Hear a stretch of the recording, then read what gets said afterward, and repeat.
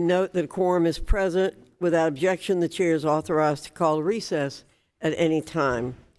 Since October 7th, this committee and the nation have watched in horror as so many of our college campuses, particularly the most expensive so-called elite campuses, have erupted into hotbeds of anti-Semitism and hate. Dr. Shafik, Mr. Schuser, Ms. Shipman, and Mr. Greenwald, you're here testifying today because Columbia University is one of the worst of those hotbeds. And we've seen far too little, far too late done to counter that and protect students and staff. Columbia stands guilty of gross negligence at best, and at worst has become a platform for those supporting terrorism and violence against the Jewish people. For example, just 4 days after the harrowing October 7 attack, a former Columbia undergraduate beat an Israeli student with a stick while shouting racial epithets. The following day, a crowd of anti-Israel protesters marched on the university's Kraft Center for Jewish Life, causing the building to be locked down and forcing Jewish students to shelter inside. More recently, on March 24, anti-Israel groups hosted a Resistance 101 event in a Columbia dorm featuring speakers linked to U.S. and Israel-designated foreign terrorist organizations, including the PFLP. Speakers explicitly endorsed terrorism and called on students to support it. This unauthorized event was nevertheless promoted by Columbia faculty and staff.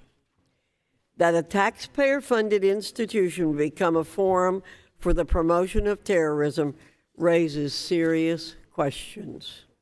Moreover, Columbia administrators have repeatedly failed in their duty to protect Jewish students from this hateful, retrograde form of discrimination. Don't take my word for it. In February, Columbia undergraduate Eden Yadiger told the committee, "It is impossible to exist as a Jewish student at Columbia without running face first into anti-Semitism every single day. Jew hatred is so deeply embedded into campus culture that it has become casual and palatable among students and faculty and neglected by administrators," end quote. Let me repeat, neglected by administrators. Eden and some of her fellow Jewish classmates are in attendance today. I believe they deserve direct and clear answers about how you will address their concerns. I need not remind you that this is not just a moral duty, but a legal duty set forth in Title VI of the Civil Rights Act of 1964. Finally, as the committee convenes today to conduct its solemn oversight duty of post-secondary education, I can confidently say that never has this duty been more important. The raw, visceral reaction of the nation to the unveiling of anti-Semitism at so-called elite institutions is indicative of the growing disconnect between the people and those universities. This is evidenced by a general loss of public trust and faith in post-secondary education. We're headed down a dark path if we cannot agree on basic shared moral values, such as the implication of calls for genocide. Bright lines must be drawn before the reputational damage to American universities is endemic and intractable. With today's hearing, I hope to draw those bright lines.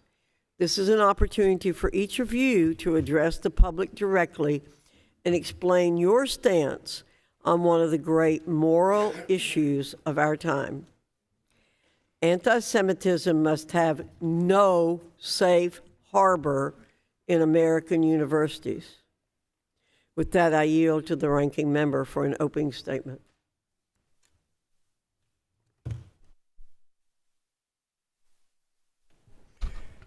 Thank you, Dr. Fox, and thank our witnesses today for appearing with us.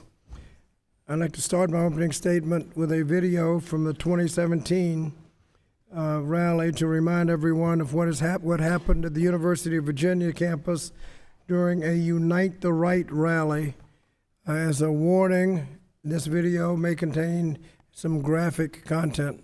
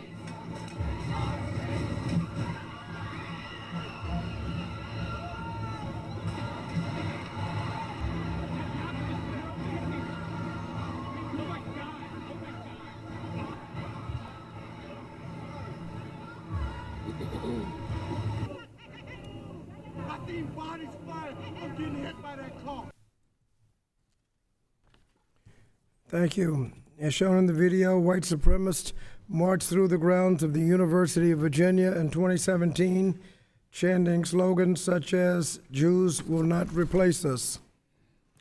At the time, I wrote a letter to my Republican colleagues asking for a hearing to discuss rising tensions and discrimination on college campuses. I have that letter with me today, and I'd like to ask unanimous consent to enter that letter into the record. Without objection. Regrettably, the country was denied the opportunity to address this issue 7 years ago. What we saw in the video was not an isolated event. It is the byproduct of this country's century-long history of white supremacy and anti-Semitism. And so we should not feign surprise at hate speech on America's college campuses.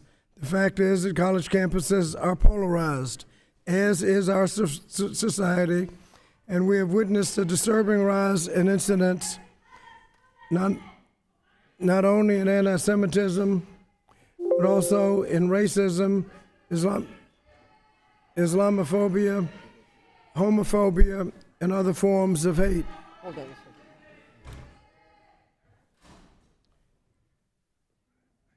Nonetheless, schools have a responsibility to foster campus environments that promote understanding, respectful dialogue, and above else, student safety for all students.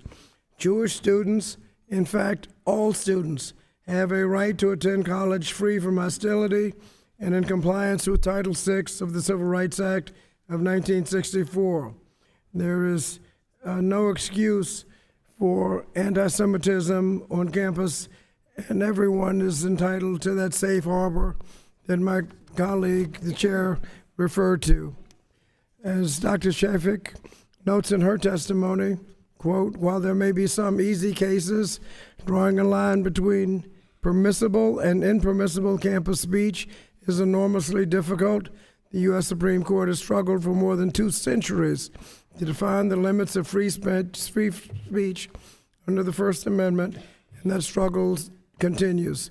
Don't expect universities to figure it out overnight." Now, this moment requires thoughtful and nuanced discussion, something this committee has not always done. Moreover, we should expand the scope of our conversation to include the students who are actually being denied access to an education as a result of discrimination. We should not put on political theater or seize this strategy and its aftermath as an opportunity just to grandstand. Rather, we need to recenter this conversation around our obligation to provide all students with a safe learning environment. In particular, as members of Congress, we must examine the issues of anti-Semitism and all other forms of animus on campus. This includes respecting the need for a safe environment to learn and the importance of the First Amendment.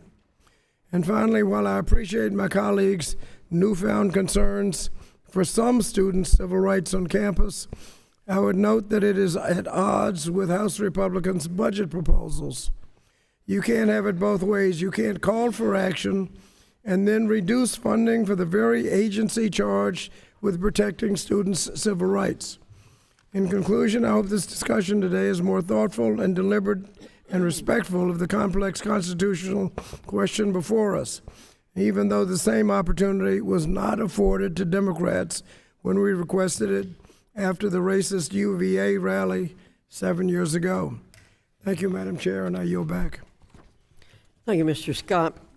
I appreciate the ranking member's deeply held concern about racial and other forms of discrimination. I share his abhorrence of such discrimination and white supremacist beliefs in particular. As I said in 2017, quote, "The violence and bigotry displayed in Charlottesville remain an affront to our shared American values. I strongly condemn these acts of hate," end quote. It's unfortunate that referencing the tragedy in Charlottesville has become a repeated talking point at committee events intended to address the wave of anti-Semitism occurring nationwide today. The episode to which Congressman Scott refers was not organized or attended by university students, but was instead held by a group of white supremacists who trespassed at the university. There was no cause or jurisdiction for the committee to open a broad investigation or one into the University of Virginia for an event its students didn't attend, that the university did not approve, and that was appropriately responded to by the university. There was also no pattern of such events on campuses across the nation to address. In contrast, at Columbia and numerous other schools, there has been a pattern of unapproved anti-Semitic events organized and attended by university students and staff that have denied Jewish students their right to a safe learning environment, and a failure by university administrators to respond appropriately to that denial. We will appropriately return our focus to that current crisis. First job of universities is to educate citizens and leaders. A university must sustain an extraordinary environment of freedom of inquiry and maintain an independence from political fashions, passions, and procedures.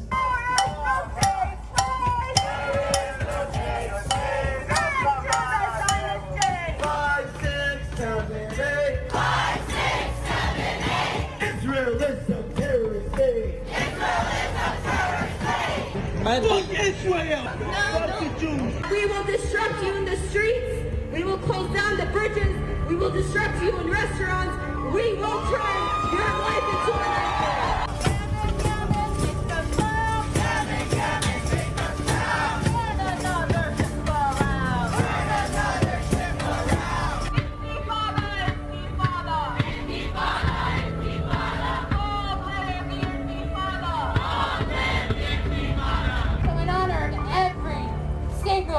Palestinian martyr, I want you to chant with me.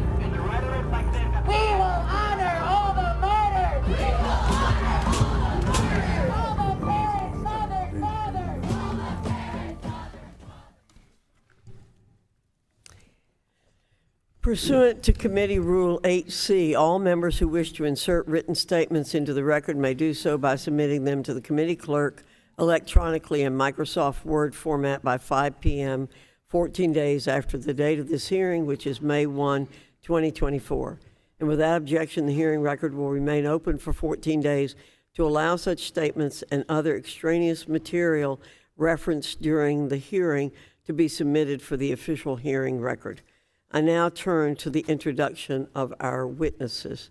Our first witness is Dr. Manoush Shafik, who is president of Columbia University in New York, New York. Our second witness is Professor David Schuser, who is co-chair of the Task Force on Anti-Semitism at Columbia University in New York, New York, and served as Dean of the Law School from 2004 to 2014. Our next witness is Ms. Claire Shipman, who is co-chair of the Board of Trustees of Columbia University. And our final witness is Mr. David Greenwald, who's also co-chair of the Board of Trustees of Columbia University in New York. We thank you all for being here today and look forward to your testimony. I want to remind the witnesses we have read your written statements, which will appear in full in the hearing record. Pursuant to Committee Rule 8D and committee practice, I ask that you each limit your oral presentation to a 5-minute summary of your written statement. I also remind the witnesses to be aware of the responsibility to provide accurate information to the committee. I will first recognize Dr. Shafik for 5 minutes. Thank you, Madam Chairwoman Fox, Ranking Member Scott, and members of the committee. My name is Minouche Shafik, and I'm the 20th president of Columbia University. And let me start by saying that Columbia strives to be a community free of discrimination and hate in all its forms, and we condemn the anti-Semitism that is so pervasive today. Anti-Semitism has no place on our campus, and I am personally committed to doing everything I can to confront it directly. My approach to these issues is informed in part by my own experiences.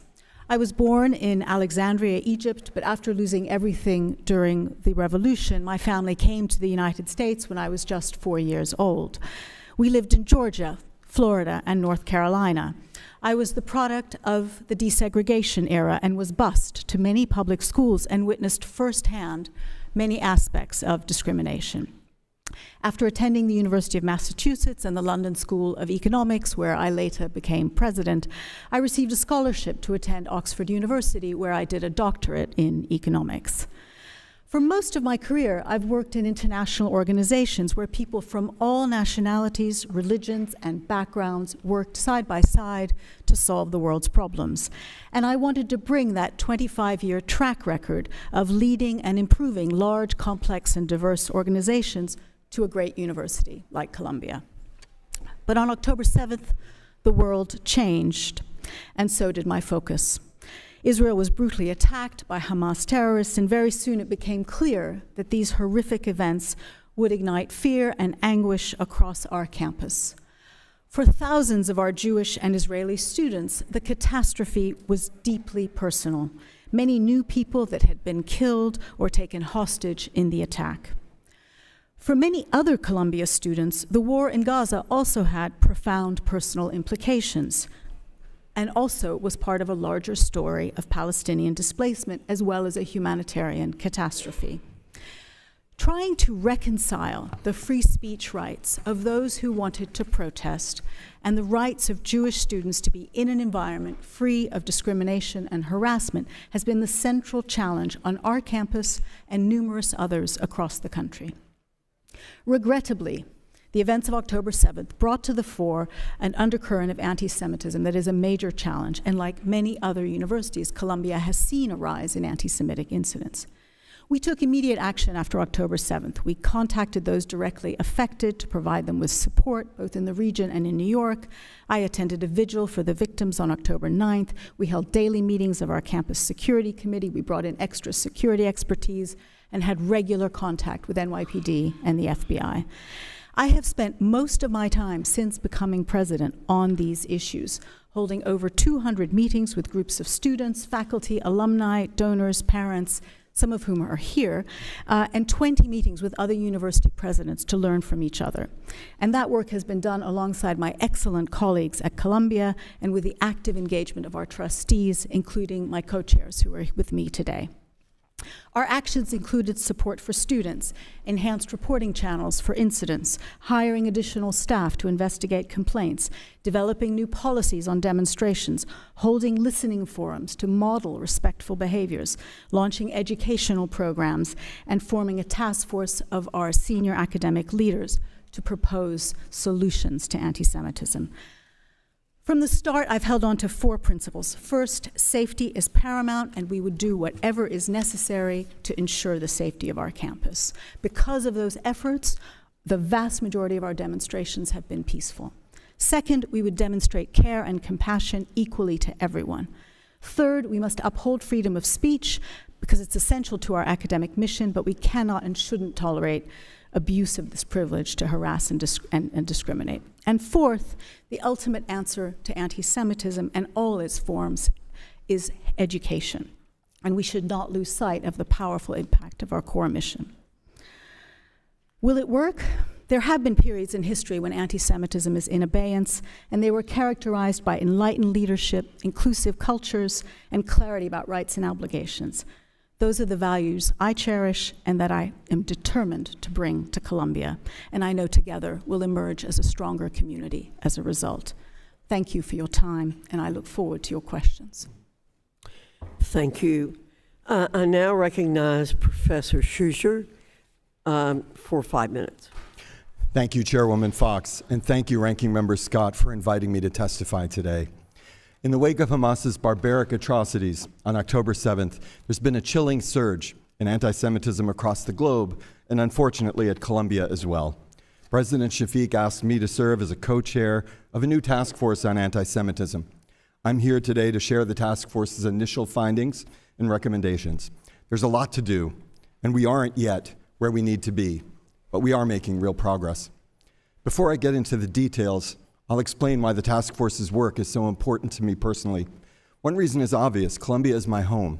I've been on the faculty for 26 years, including 10 years as dean of the law school. I've also devoted years of my life to combating anti-Semitism, including as CEO of a Jewish humanitarian organization called the American Jewish Joint Defense, and everyone else, which is grounded in my family history. My grandfather grew up in Ukraine.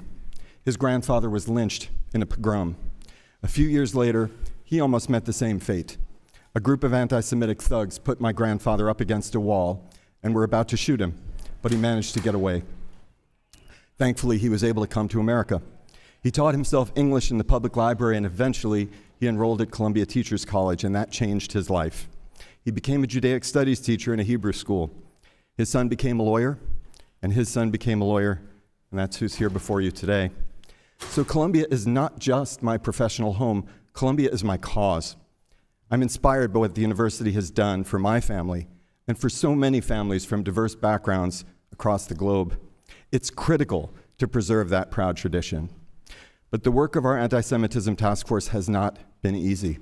In the past 6 months, we've heard too many heartbreaking stories. For example, one of my students who wears a kippah was approached in the law school lobby by another student who said, "F the Jews." Another was spat upon at a protest. A student wearing a shirt with an Israeli flag was pinned against a wall by a protester and told to keep effing running when he broke free. When I heard this, my first thought was of my grandfather being pushed up against a wall in Ukraine. This is simply unacceptable. It's also heartbreaking that many Jewish and Israeli students feel uncomfortable in student groups having nothing to do with the Middle East. Being a Zionist should not disqualify anyone from a dance group or a theater production. This sort of pressure, signaling that Jews are accepted only if they reject a core part of their religion and identity, well, it sounds like old-fashioned bigotry to me, and again, this is simply unacceptable. Although there are problems at Columbia, many capable and dedicated people are working hard to address them. Our task force has been in close touch with President Shafik, her leadership team, the board, as well as faculty, staff, students, graduates, and parents from across the university. Our task force began with a report last month on the rules governing protests. We offered 4 main recommendations, and the university is implementing all of them. First, protests should be allowed only in designated locations, not in academic buildings. Protected speech is essential, but it can't get in the way of other people's rights to speak. Second, the university needs to be more effective in enforcing its rules, so we suggested improvements. Third, a few years ago, the university launched a major initiative to combat gender-based misconduct. We need a comparable effort for anti-Semitism. And fourth, the university needs to avoid double standards. When Jewish students complain that speech makes them uncomfortable, they should get the same treatment as other groups. We plan to issue another report in May drawing on over 20 listening sessions with students to describe student encounters with anti-Semitism, discuss definitions of anti-Semitism, and recommend changes in orientation, student services, and student groups. We will issue more reports next year as well. In all of this work, we are mindful of a university's solemn responsibility to teach the next generation, so they think critically, seek knowledge, cherish and defend liberty, and build a better world. We may disagree, even passionately, but we are at our best when we state our positions with civility. This shows not only skill as an advocate, but also human decency, respect for shared values, and respect for each other. Thank you, and I look forward to your questions. Ms. Shipman, you're recognized for 5 minutes. Chairwoman Fox, Ranking Member Scott, members of the committee, thank you for the opportunity to be here today and to discuss Columbia's efforts to combat anti-Semitism. Anti-Semitism is dangerous and reprehensible. It has no place at Columbia or in our society. And I'm grateful as a citizen and as co-chair of our board for the spotlight you're putting on this ancient hatred and the critical role you all play in holding our most important institutions accountable. As a reporter, I always have a bias toward transparency and accountability.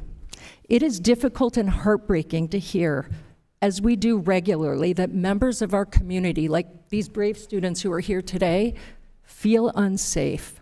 I am the parent of college-age children. I know dozens of students at Columbia, and I feel this current climate on our campus viscerally. It is unacceptable.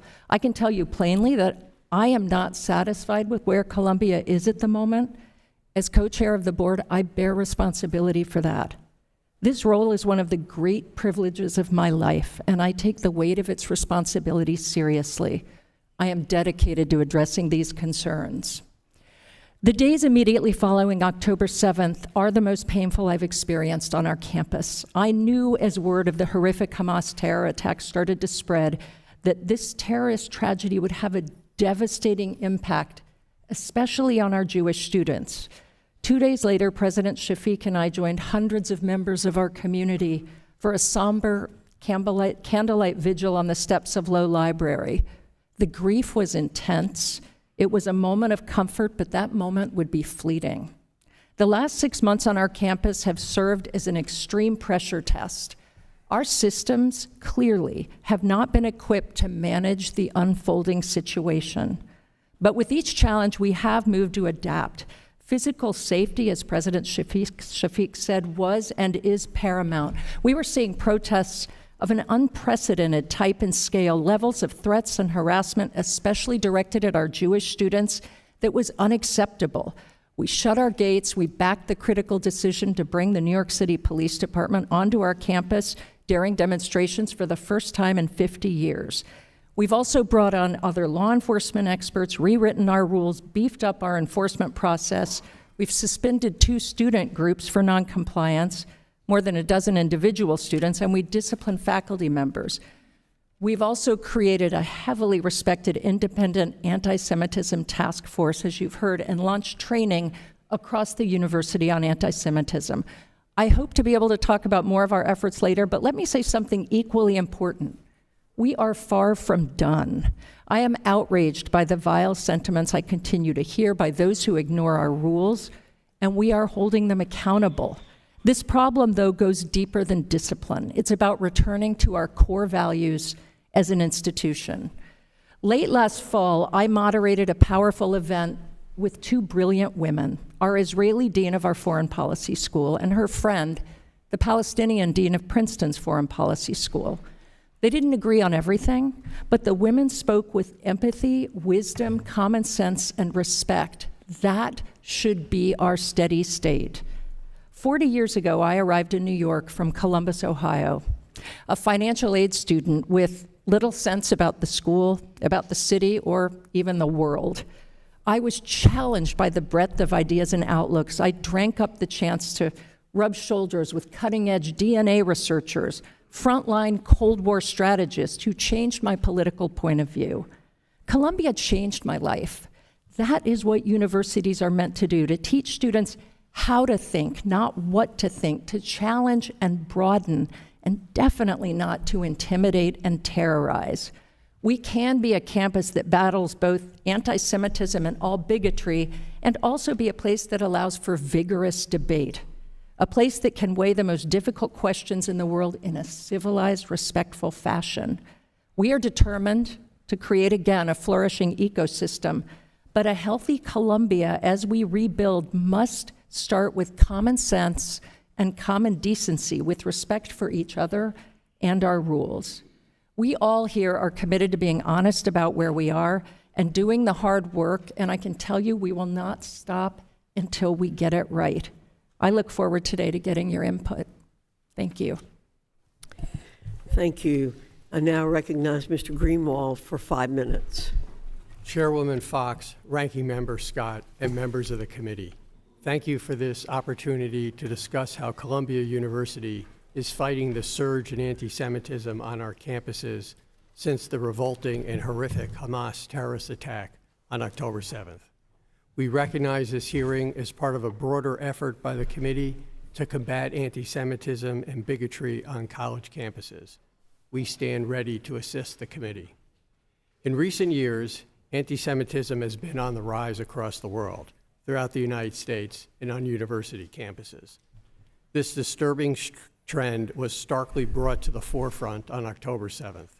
We agree with the committee, it's essential that we take on this fight.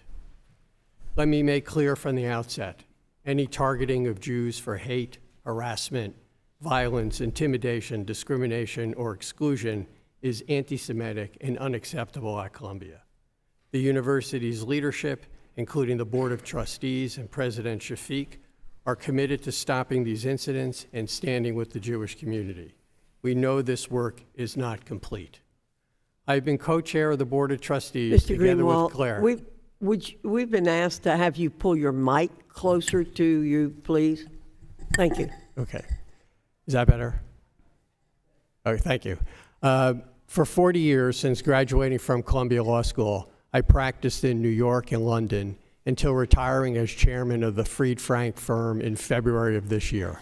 My wife, Beth, is in the audience today, demonstrating the love and support she has shown me for 40 years. I'm a Jewish American. I've been subjected to anti-Semitism. Beth and I are active in the Jewish community, and in 2017, I proudly accepted the American Jewish Committee's Learned Hand Award. The AJC works to combat anti-Semitism and bigotry in all forms. I mention my background only to make clear that I come to these issues with personal experience. There was corrosive and unacceptable fear at Columbia following the barbaric terrorist attacks by Hamas on Israeli citizens, women, children, and babies. A professor glorified the attacks. A group of faculty penned a letter saying that the terrorist attacks were legitimate military actions. There were protests on campus in which protesters shouted "from the river to the sea" and held banners saying things like "whatever it takes." Many Jews hear and see that as a call to eliminate Israel and Jews everywhere. As a result, many Jewish students and other members of our Columbia community did not feel safe.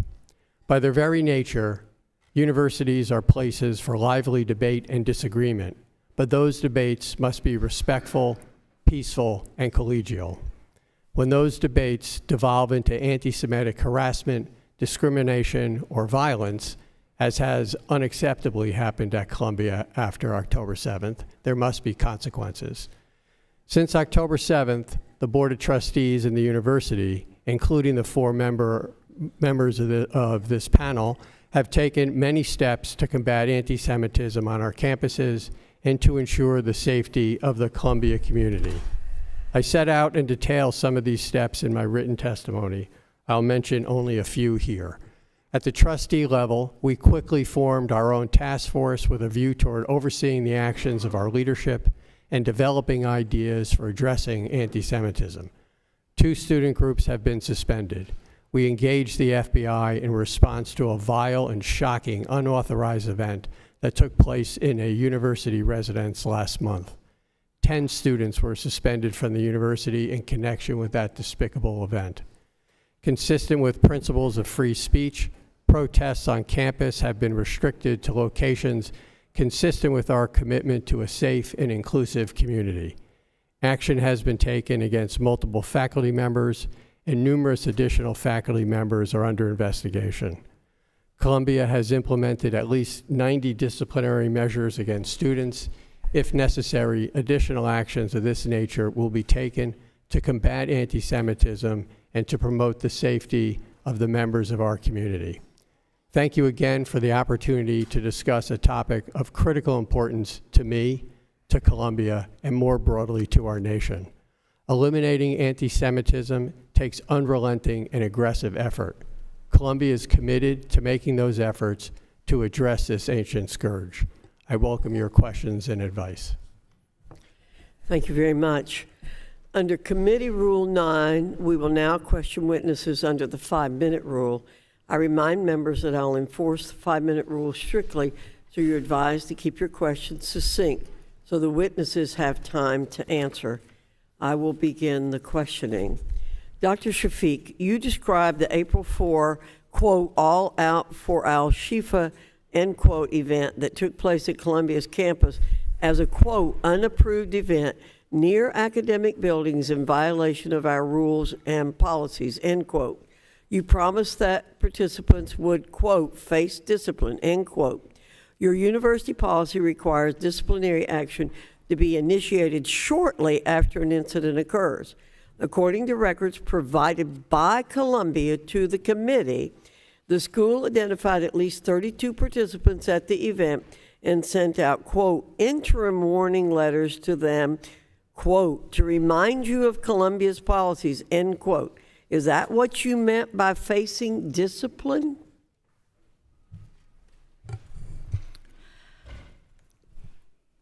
Chairwoman, I want to confirm that yes, we did send warning letters. We developed, in consultation with our Anti-Semitism task force, a new demonstration policy which clarified what would happen to students who attended unsanctioned events. And that policy, that we also worked with our faculty and students on, has a hierarchy of punishments. Anyone who attends an unsanctioned event is immediately sent a warning letter, and if it's as an immediate action.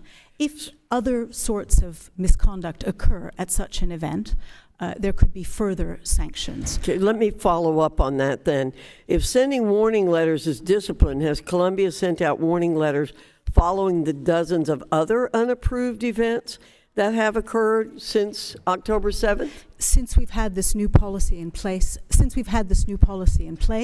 yes, I would confirm that we have sent, and those letters are sent out immediately. Those letters, if there have been repeat offenses, stay permanently on the record of those students for the rest of their time at Columbia. And of course, if other misconduct occurs, it can lead to suspension and, in extreme cases, expulsion. Well, how can we be confident that you'll restore order in a safe learning environment if it took you months to send warning letters? Chairwoman, I want to reassure you, I have absolutely no hesitation in enforcing our policies. When I first started at Columbia, our policies, our systems, and our enforcement mechanisms were not up to the scale of this challenge. Okay. They were designed for a very different world. They were designed for a student cheating on an exam. Let's go to the April 4th when you did have policies in effect. Right. So the day before the April 4th rally, a Columbia University Apartheid Divest Substack post warned participants to wear masks, cover any identifying features, and not swipe their Columbia IDs to evade accountability for disciplinary violations. What discipline has Columbia imposed to address the group's leaders, instructing students how to break the rules, because you can tell by their being on the Substack who they are? I think one of the most effective things that we have done since since October 7th, is that when we know that events will happen, we have moved toward requiring Columbia University IDs to access our campus. That has prevented outside forces to come and cause trouble. And I think that's a very important reason why most of our demonstrations, in fact, the vast majority, have been safe. And but we did one so of those on that students, occasion. one of those organizers and speaker at this unapproved pro-Hamas rally was a student already suspended for hosting an affiliate of a terrorist organization. Do you agree that this continued defiance further aggravates the severity of the violations by the suspended students, as well as the group organizing the event? Because the students don't seem to be afraid of your letters. Chairwoman, I assure you, the students are not getting letters. As has previously been said, we have already suspended 15 students from Columbia. We have 6 on disciplinary probation. These are more disciplinary actions that have been taken probably in the last decade at Columbia. And I promise you, from the messages I'm hearing from students, they are getting the message that violations of our policies will have consequences. Thank you. Mr. Greenwald, the trustees at Columbia are ultimately responsible for Columbia's governance. All of us have seen the true nature of the environment at Columbia exposed. Can you honestly say that you and the board fulfill the trust placed in you to maintain the good character of Columbia when you see the repeated screams of hate on your campus? The anti-Semitism on our campus makes me sick to my stomach. And we are taking steps to address it. Thank you. I now recognize Ms. Bonamici for 5 minutes. Thank you so much to the witnesses for being here today. I condemn in the strongest possible terms anti-Semitism on college campuses or anywhere. And it is my sincere hope that this committee will work together on real and tangible solutions to address it. We should be hearing from experts who can help the committee determine what the response should be to an increase in anti-Semitism, as well as Islamophobia, racial hostility, and other forms of discrimination, Civil Rights Act, to keep up with this increase. And it is also my hope that members of this committee not continue to exploit this real and very concerning challenge to further political goals or narratives. So to begin, I would like to clarify something with a simple yes or no question for all of the witnesses. Does calling for the genocide of Jews violate Columbia's code of conduct? Mr. Greenwald. Yes, it does. Ms. Shipman. Yes, it does. Dr. Shafik. Yes, it does. And Professor Shizer. Yes, it does. Thank you. And my next question is to Dr. Shafik, and then I'll have a question for Professor Shizer. Dr. Shafik, as president of Columbia, what is it like when you hear chants like "by any means necessary" or "Intifada revolution"? And do these chants violate Columbia's rules? I find those chants incredibly distressing, and I wish profoundly that people would not use them on our campus. I wish that even more after the many, many conversations that I've had with our Jewish students when they tell me how they feel when they hear those words. They find it threatening, they find it frightening, and it's abhorrent and it has no place in our community. I think one of the issues that we are actively debating now, and which David Shizer, I hope, as part of the Anti-Semitism Task Force, will help us find solutions, as you've asked for, Congresswoman, is to actually clarify where language crosses the line from protected speech to discriminatory or harassing speech. We've already sent a message to our community when all 17 deans of Columbia University, in a historic message which has never been done before, said that we need to be sensitive about language, and some of those expressions that you have said, river to the sea, intifada, are incredibly hurtful, and we need to be, as a community, be aware that that language is hurtful. So we've already sent a strong signal.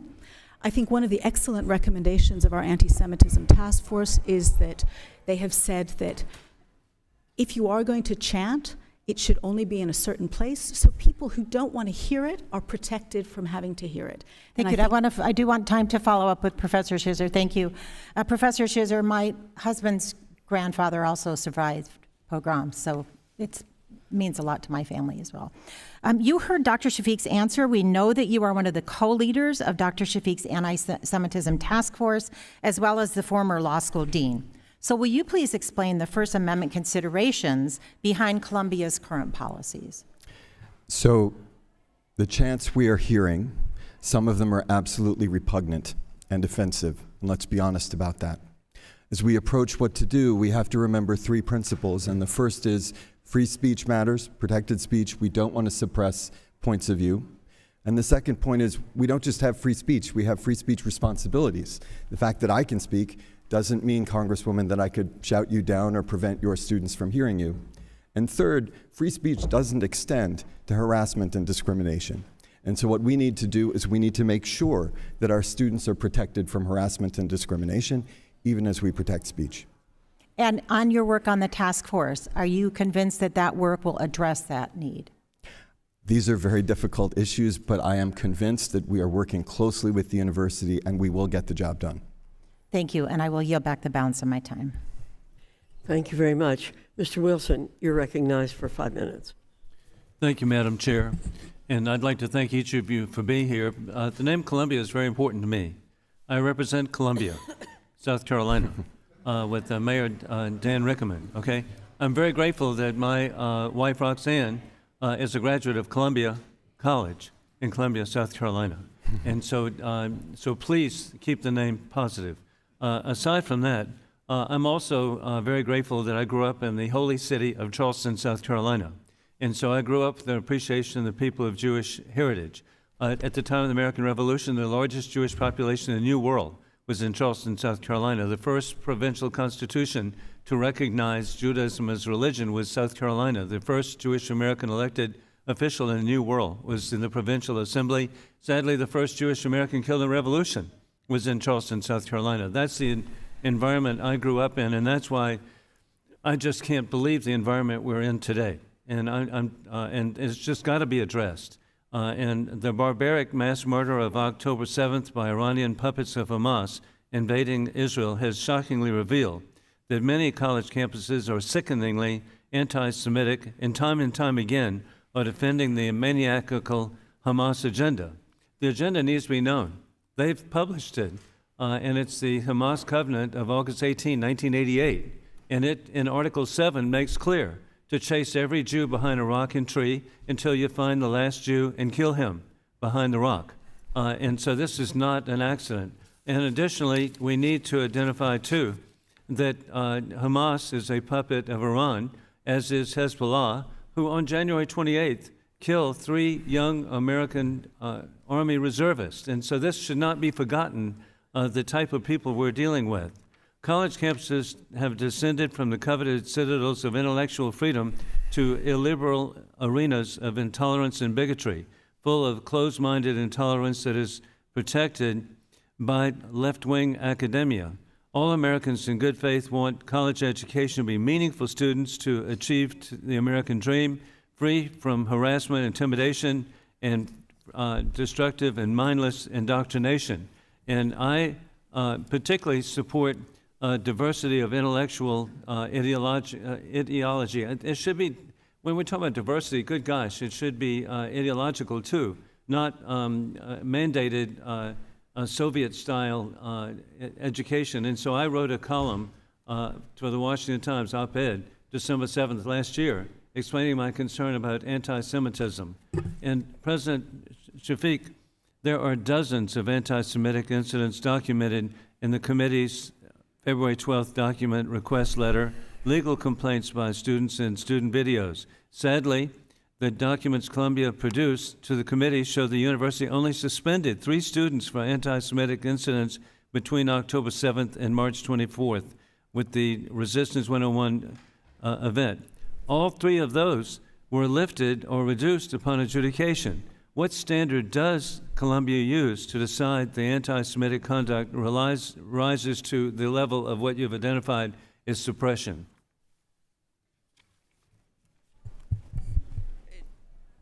Thank you very much. And I wanted to say I share your deep concern about anti-Semitism and your concern about diversity of thought, which is something that's very important to me in my role as president of Columbia. I think the fundamental issue, and I think this is something the Anti-Defamation League has said in its own work, the ultimate solution to fighting this horrible form of bigotry is education. And that is a huge focus for us at Columbia. We're changing the way we do orientation for our incoming students to make sure that they're educated about anti-Semitism. And we're also looking at expanding our academic offer. We already have about 50 courses at Columbia on Israel, on Jewish studies, on the Middle East. And we need to expand that in order to ultimately deal with this horrible problem.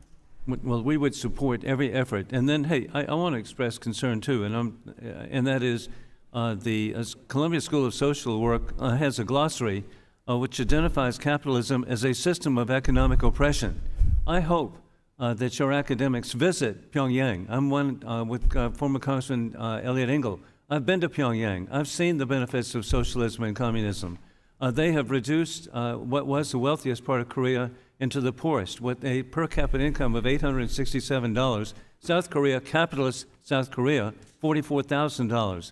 The thought of saying that capitalism is oppressive is so insulting and stupid and historically incorrect. And communism, socialism, fascism do not work. Capitalism does. That's why America is the most successful country on earth. I yield back. Thank you, Mr. Wilson. Mr. Takano, you're recognized for 5 minutes.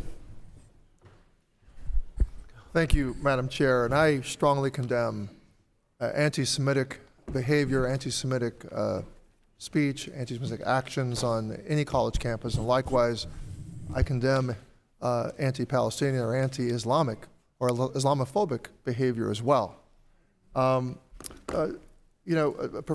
Shizer, I'm struck by some work, survey research done by Richard Pape with the University of Chicago's project on security and threats of higher education, on the extent of campus fears and changes in anti-Semitism after October 7th.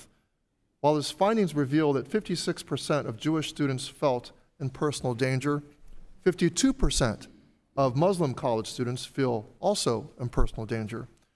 Most surprisingly, 16% of other college students felt in personal danger as a result of the current climate on campuses. He further concludes that, quote, different perceptions of intent are likely contributing to those fears. 66% of Jewish students understand the pro-Palestinian protest chant, quote, from the river to the sea, Palestine will be free, unquote, to mean the expulsion and genocide of Israeli Jews, while only 14% of Muslims understand the chant that way. Dr. Pape believes the underlying fears that are not being addressed are fueling both anti-Semitic and anti-Islamic sentiment on campus. Quote, about 10% of college students would permit student groups to call for genocide against Jews, and about 13% of college students say that when Jews are attacked, it is because they deserve it. When these same questions are asked about Muslims, we find the same percentages, 10% and 13% respectively. In particular, the findings are an opportunity to recenter the national discussion around students and away from politics.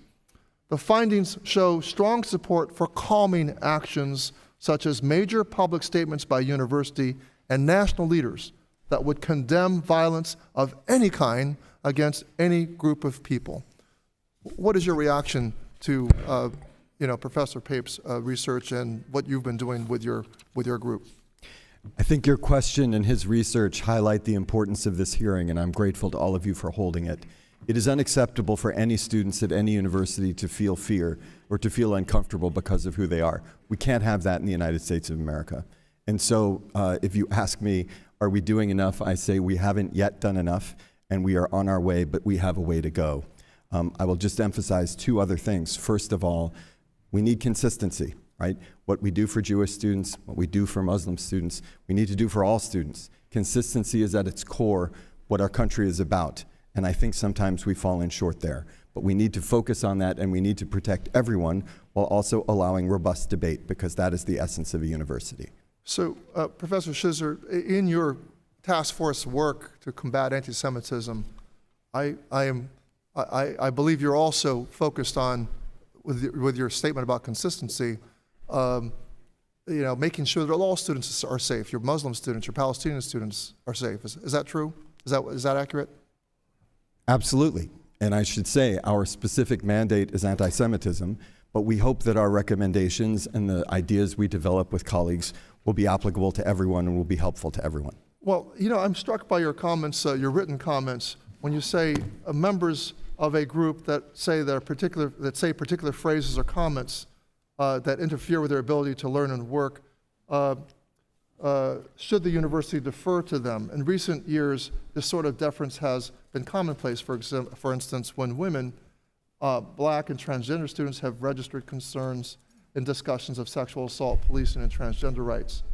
But the response has been different when Jewish students and Israeli students lodged some similar complaints after October 7th. With the time remaining, can you kind of help unpack that a bit more for the committee? Sure. I'm a conservative. I'm close to many conservative students. There have been times when they've gotten the signal that they should really go slow on a particular event or not articulate a particular position because it makes others feel uncomfortable. And it is striking how that kind of language has not been applied to Jewish students. When Jewish students have said, we feel uncomfortable, the emphasis has been, no, free speech. Now, I want to be clear. I think free speech is essential, but I also think consistency is essential. We need to have the same approach for everyone. Thank you. My time is up. I wish I could talk to you more, but I yield back, Madam Chair. Thank you, Mr. Chicano. Mr. Wahlberg, you're recognized for 5 minutes. Thank you, Madam Chair, and thanks to the panel for being here. The day after the October 7th attack, Professor Joseph Massad, and I only single him out amongst numerous others that I could single out, because he particularly is a tenured professor and chairs the School of Arts and Sciences Academic Review Committee.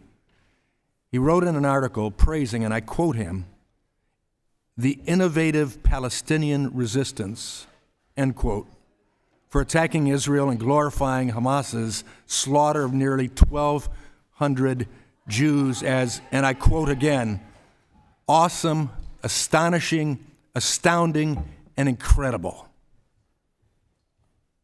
What perverse statements.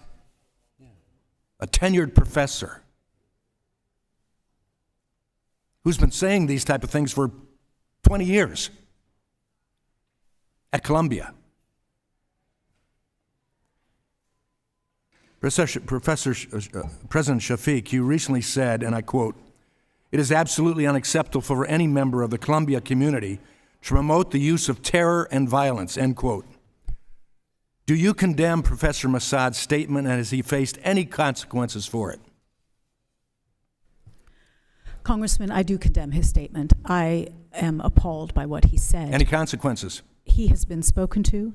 Spoken and I to? should just, and I think you could. So support of terrorism is acceptable if you're a Columbia professor?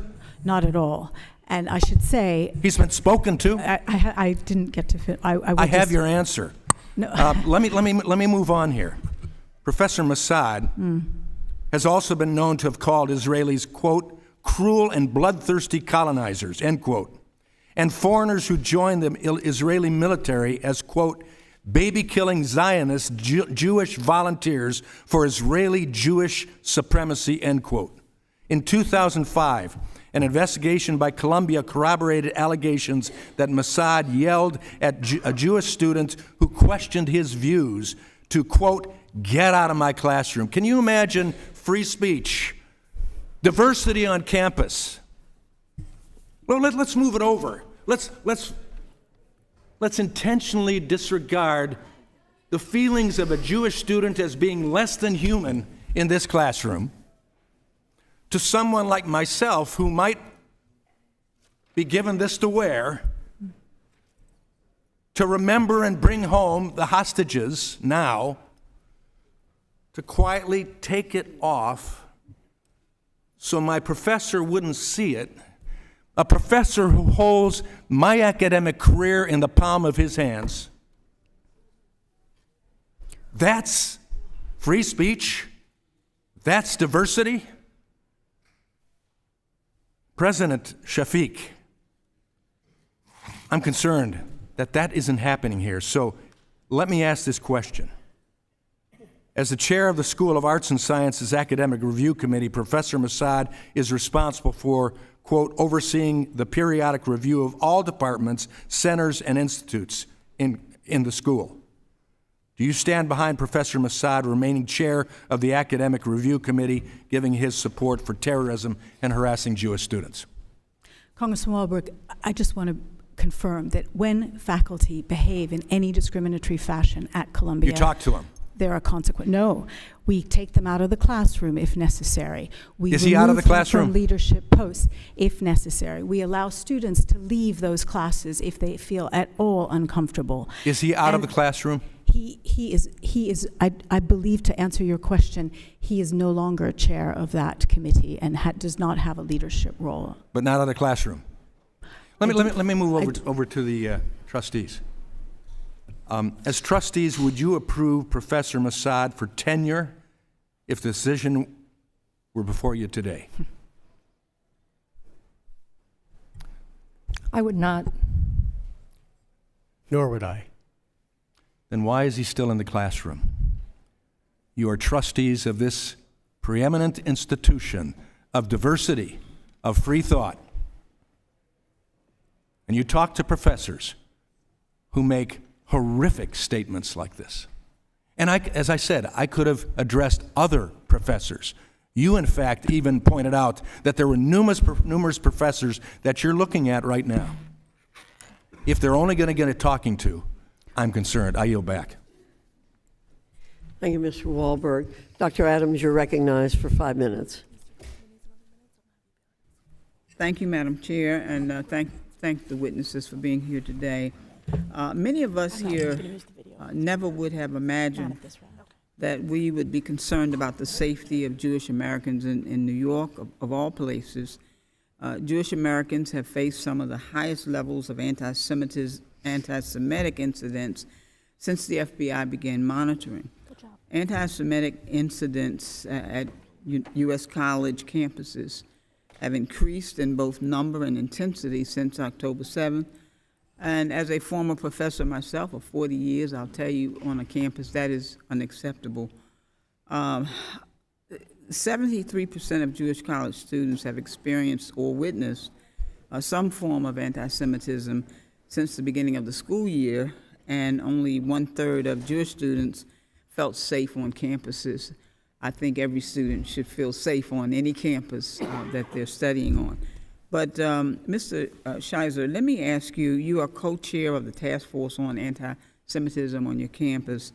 How has the task force recognized the unique challenges that Columbia faces in dealing with protests and demonstrations, harassment allegations, and overall threats to segments of the student population while being an urban and open campus in one of the largest cities in the world? It's a critical responsibility, Congresswoman, for exactly the reasons that you described. This is not an acceptable situation. I do want to say there are wonderful things happening at Columbia too, and part of what moves me is how many people have pitched in to make sure that we deal with this problem. But the problem is there and it is not yet fixed. And I will say that our first step was to look at rules for protests, and I am very grateful that our responses have been taken so seriously. And as I said, the university is implementing all of our recommendations, but we're only just getting started. We have another report coming out next month. We've got to look at student orientations. We've got to look at the way we train people who deal with students. We've got to look at the policies for student groups to make sure that people don't get excluded.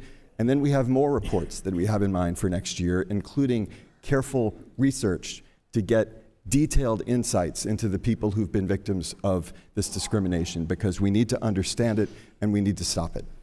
Thank you, sir. So you're expecting recommendations from this? Okay. So Columbia is over 270 years old. That's almost 3 decades, or 3 centuries, actually. And it wasn't until 1873 that Columbia became an integrated institution by allowing its first black student by the name of James R. Priest to enroll, who was also the son of a former slave. Over history, your missions and role have evolved as an institution of higher education.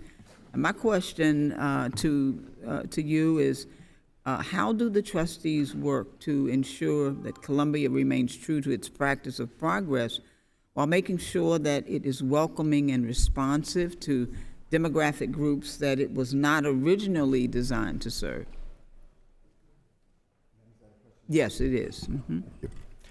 So, one of the great privileges of being at a university is a diverse student body. People who come from very different backgrounds, who then meet each other, learn from each other, learn with each other, and we need to be sure that that continues to happen in all the ways that universities do well. And one of the challenges of the recent months is that I think we've fallen short in various ways, but the aspiration is there, and our commitment to be welcoming and also open has to apply to everyone. Thank you. So, Ms. Shipman or Mr. Greenwald, would you like to respond?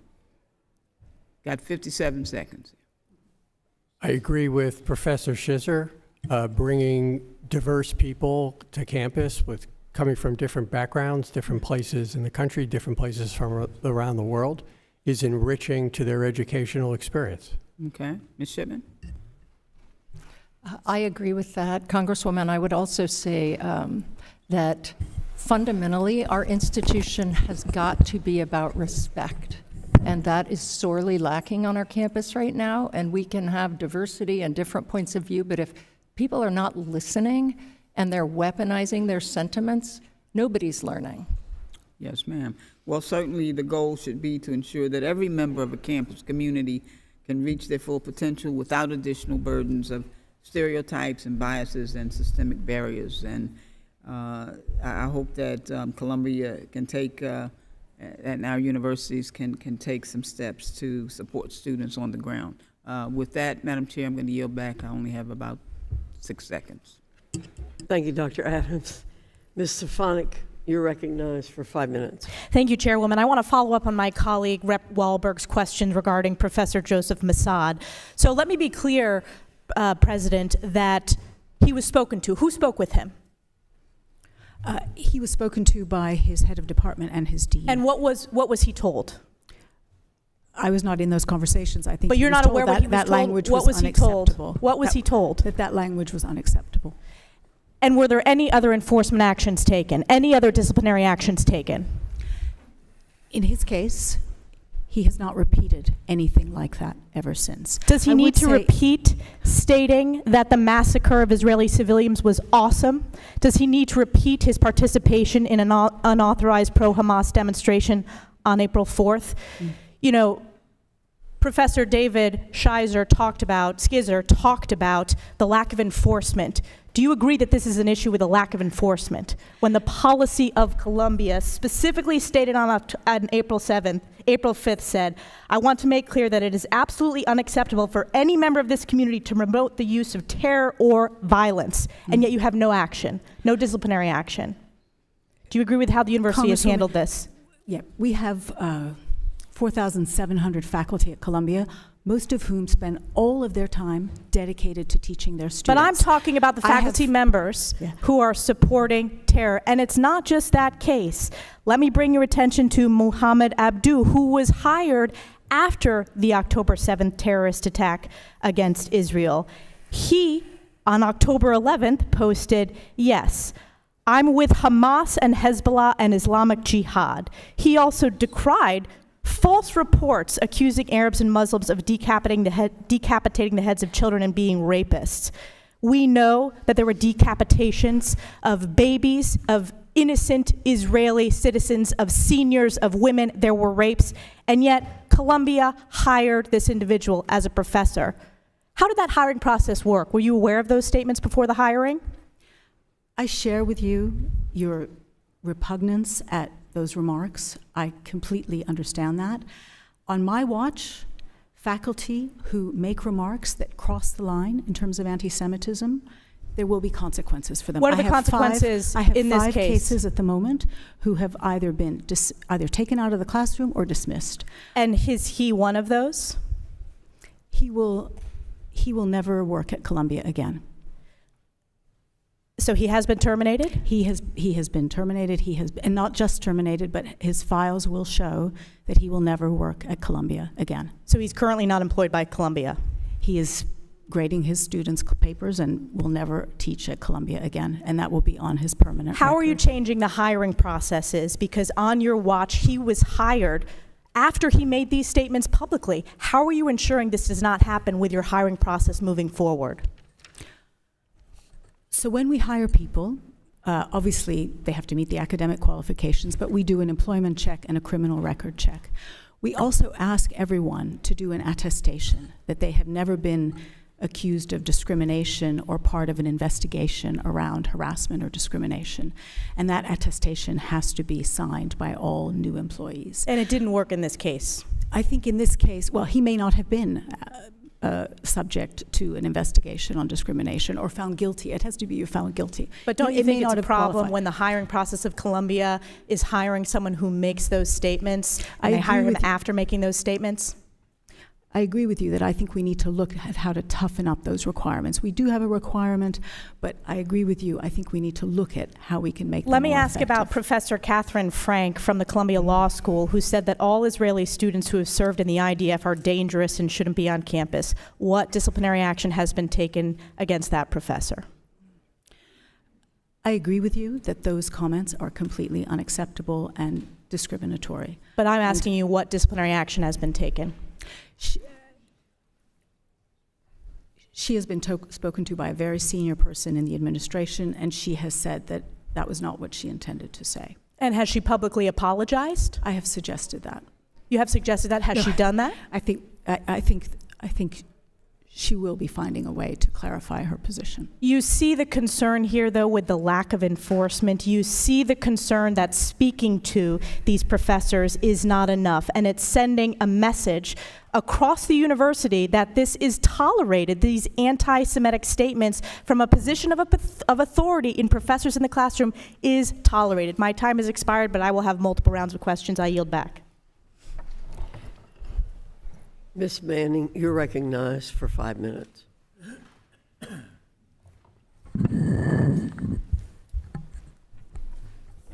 Thank you, Madam Chair. Professor Shafik, I understand that all Columbia students go through an orientation that includes anti-discrimination training. Does that training include comprehensive education about anti-Semitism, including the central role Israel plays in Judaism? Thank you for that question. In the past, that was not the case, and that is something we are actively working on. But is that taking place right now? We have trained our student affairs staff across Columbia, but I think time is of the essence, and I hope you will commit to getting that training in place immediately. Yes, it is being put in place now for our incoming class. Okay. The report issued by your task force on anti-Semitism says that discrimination and harassment are not protected speech. We have seen chants at Columbia calling to globalize the Intifada, and much worse. During the Intifada, Palestinian suicide bombers blew up Israelis on city buses, at restaurants, even at weddings. And in fact, Columbia alum Sarah Duker was killed in a bus bombing in Jerusalem in 1996. Given this history, are calls to globalize the Intifada acceptable at Columbia? So just a yes or no answer, please. I personally find it unacceptable. Our current rules have not specified that as not acceptable, but we have sent a very clear message to our community that that kind of language is unacceptable. I certainly hope you will rectify working. that in your statements. The task force report also states that anti-Semitism includes efforts to rationalize or endorse the murder of Jews or the destruction of the state of Israel. And I'd like to submit for the record an article written by Professor Joseph Massad that rationalizes the murder of Jews and the destruction of the state of Israel. Why is that professor still teaching at Columbia? As I said, we have mechanisms in place where faculty cross the line.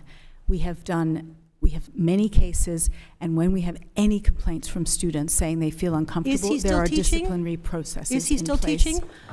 He is still on the faculty. Is he still teaching? I'm not. I don't want to misspeak. I'm not sure he's teaching at the moment. The task force report also states that the mission of a great university requires uncompromising rigor in uncovering facts and analyzing ideas. Now, the article that I just asked to be submitted to the record demonstrates that this professor has an extreme one-sided view of the long-standing conflict in the Middle East, which views Israel as illegitimate and any attempt to destroy Israelis as legitimate.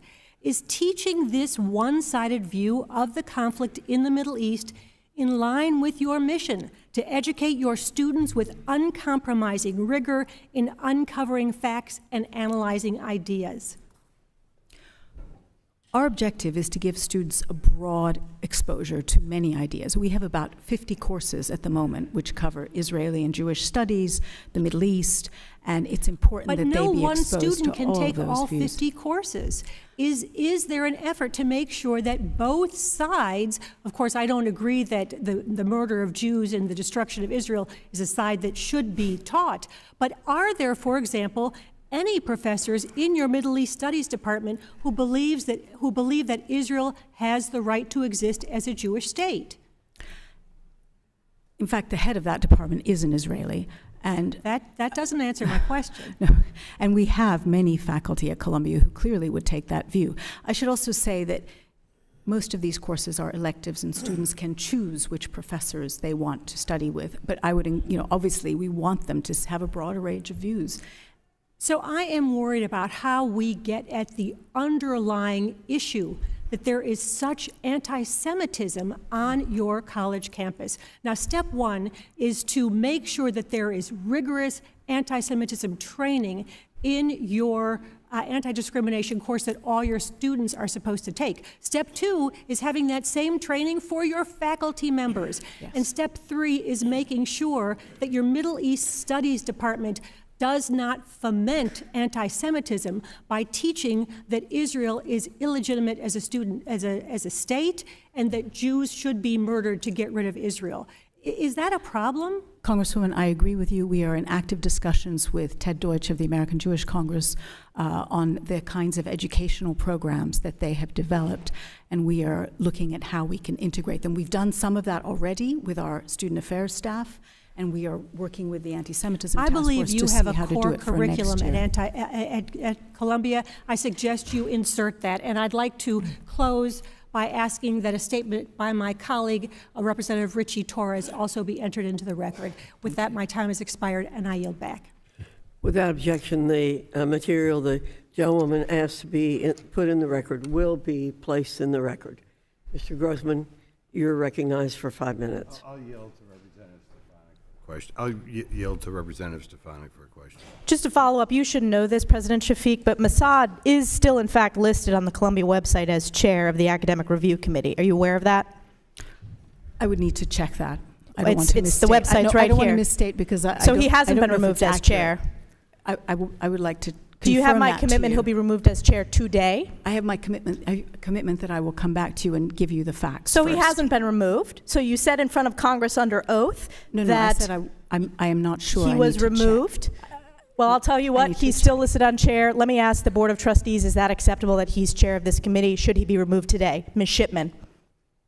Congresswoman, you've put your finger on one of the hardest issues we, as board chairs, face right now. I think you can see our systems, from the videos you played, everything you're talking about, our systems of rules and enforcement are broken. They're broken. We have worked tirelessly My question to you, Ms. Shipman, and I'm the one asking the questions here as a United States member of Congress, is do you believe that he should be removed as chair? Because currently he's listed as chair on Columbia University's website. I don't believe any professor at Columbia should say anything like what our professors have to be held to a higher standard than our students. And I can tell you that you can't say at this hearing that he should be removed as chair? Even though he violates university rules? I would not want him as chair, and we are looking at the issue of faculty and Mr. what we Greenwald, expect do you from our think he should be faculty removed as in chair? June. His comments are abhorrent, and I believe that one of the steps that we could take in terms of discipline is to remove him from that leadership position. Thank you for that direct answer. And just to let you know, Mr. Abdu is not grading papers right now. He's on campus at the Unsanctioned anti-Israel, anti-Semitic event that is being supported by pro-Hamas activists on campus. So that's what Professor Abdu is doing at this very moment. I'll give you back your time. Okay.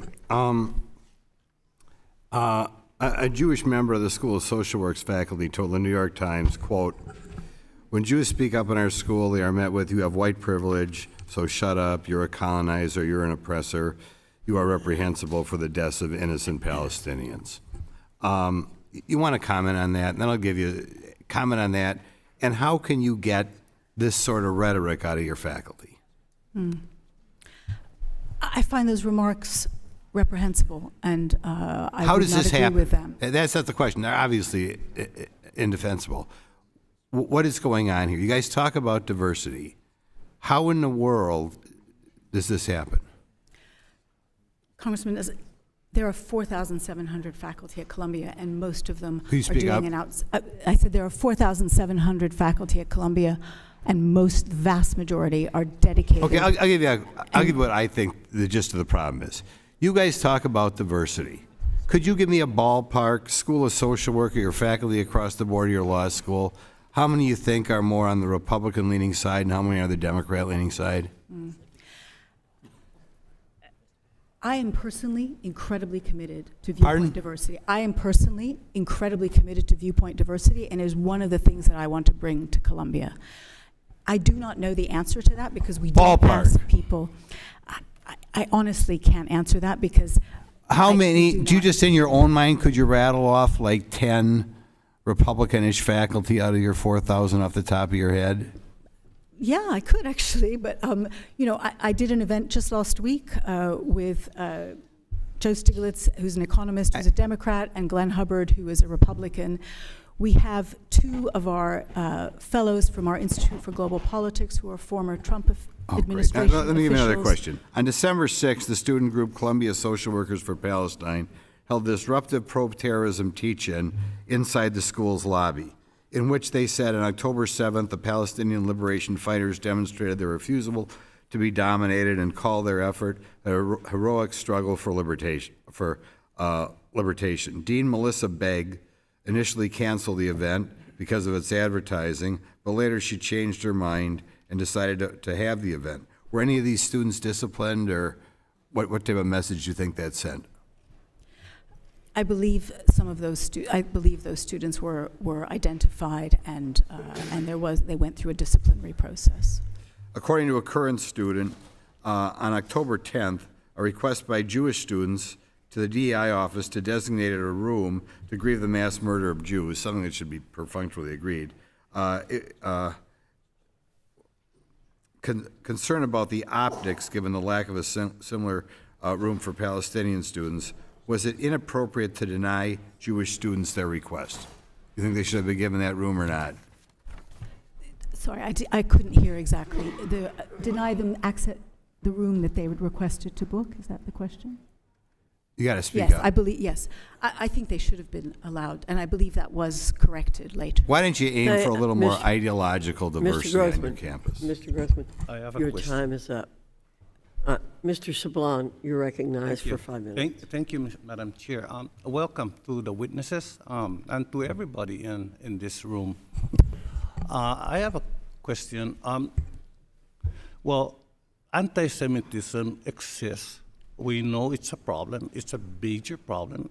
Islamophobia exists. It's a major problem. You know, all kinds of different. But you at Columbia, you know it exists, right? Any one of you. Anti-Semitism is a problem at your school. Yes. Yes. It's a problem in many other schools and in many other places in the nation and in the world. Yes.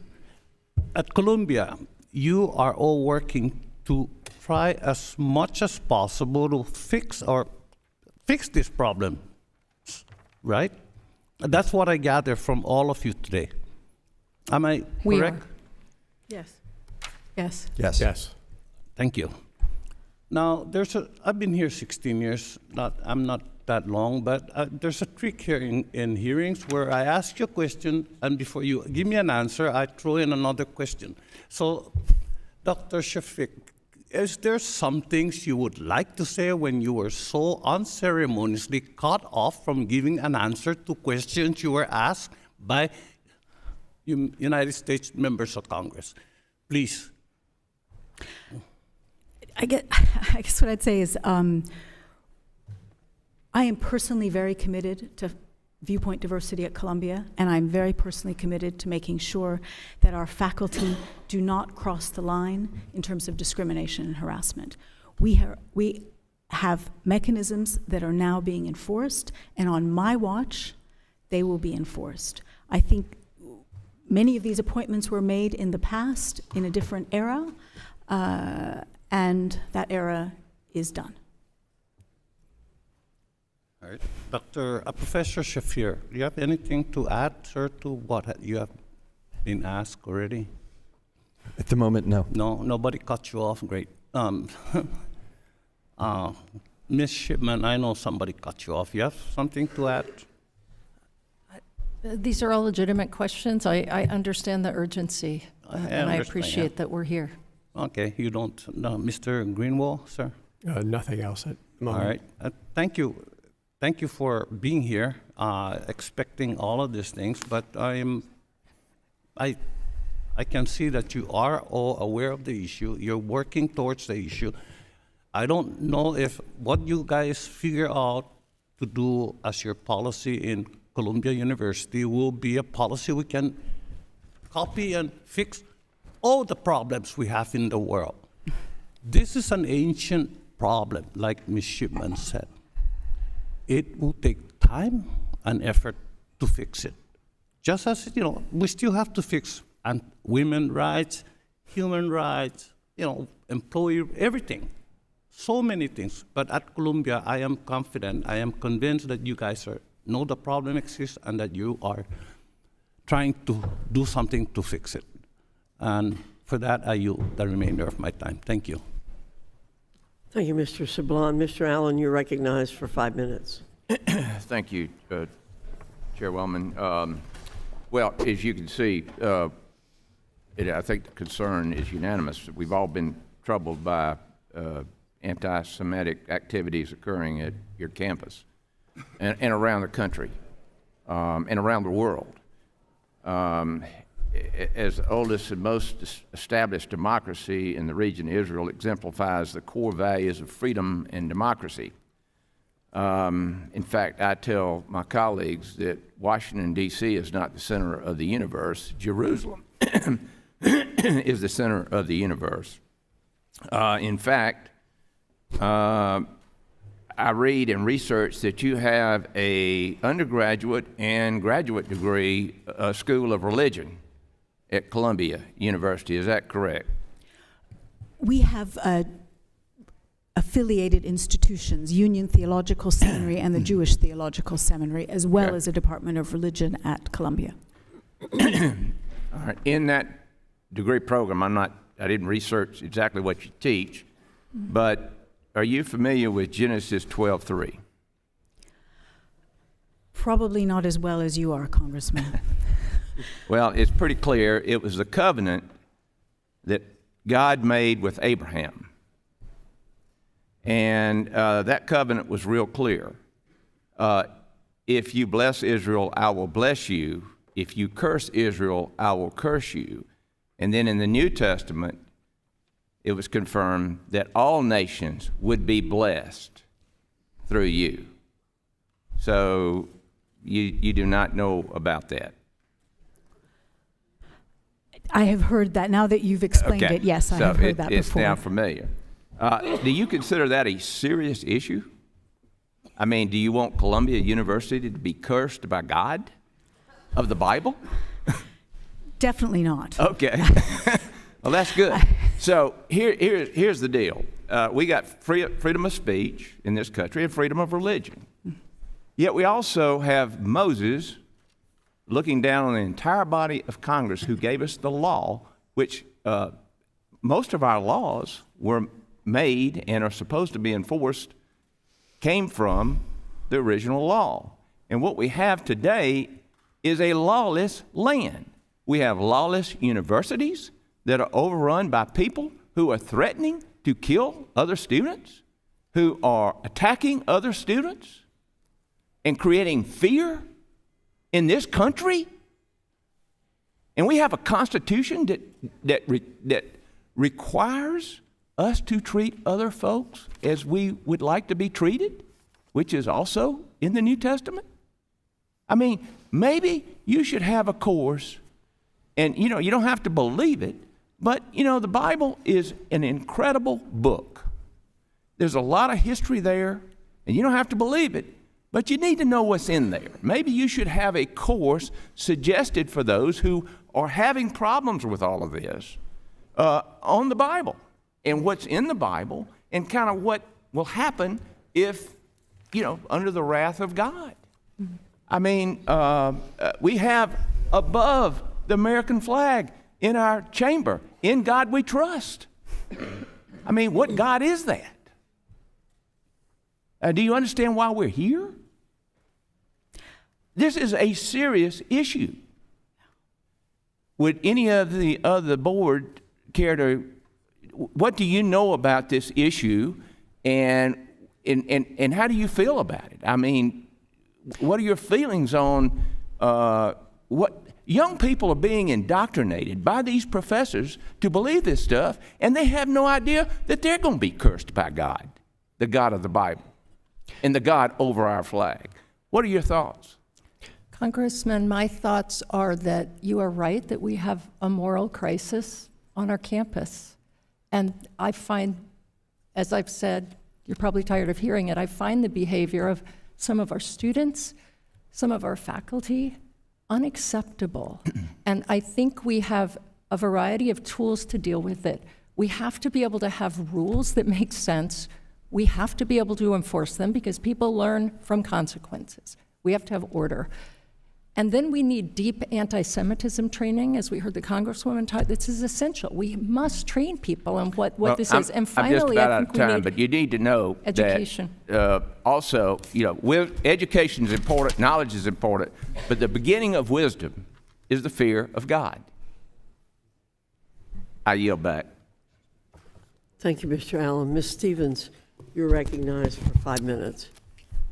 Dr. Shafik, is it safe to say that 99% of your students are over the age of 18? Do you happen to know how many are under the age of 18? Yes, that is safe to say. So we've got the undergrads, we've got the graduates, we have adult students, and I'm in the minority party, so we didn't have a ton of say in who was participating in today's hearing, and we've had several hearings about rising anti-Semitism and abhorrent anti-Semitism, and I see that there are students in this audience and there are students outside this committee room, and your voices are entirely important here, and your lived experience is very important. I certainly have the "where were you on 10/7" moment. I was with Jewish constituents at home when I was seeing this war unfold and the horrors unfold. And my immediate thought was, oh dear, our college campuses are going to erupt. I have been a member of Congress who's been very dedicated to the Jewish student experience and the protection of it. And we are, throughout this country, tragically and alarmingly at a boiling point as it pertains to anti-Semitism on college campuses.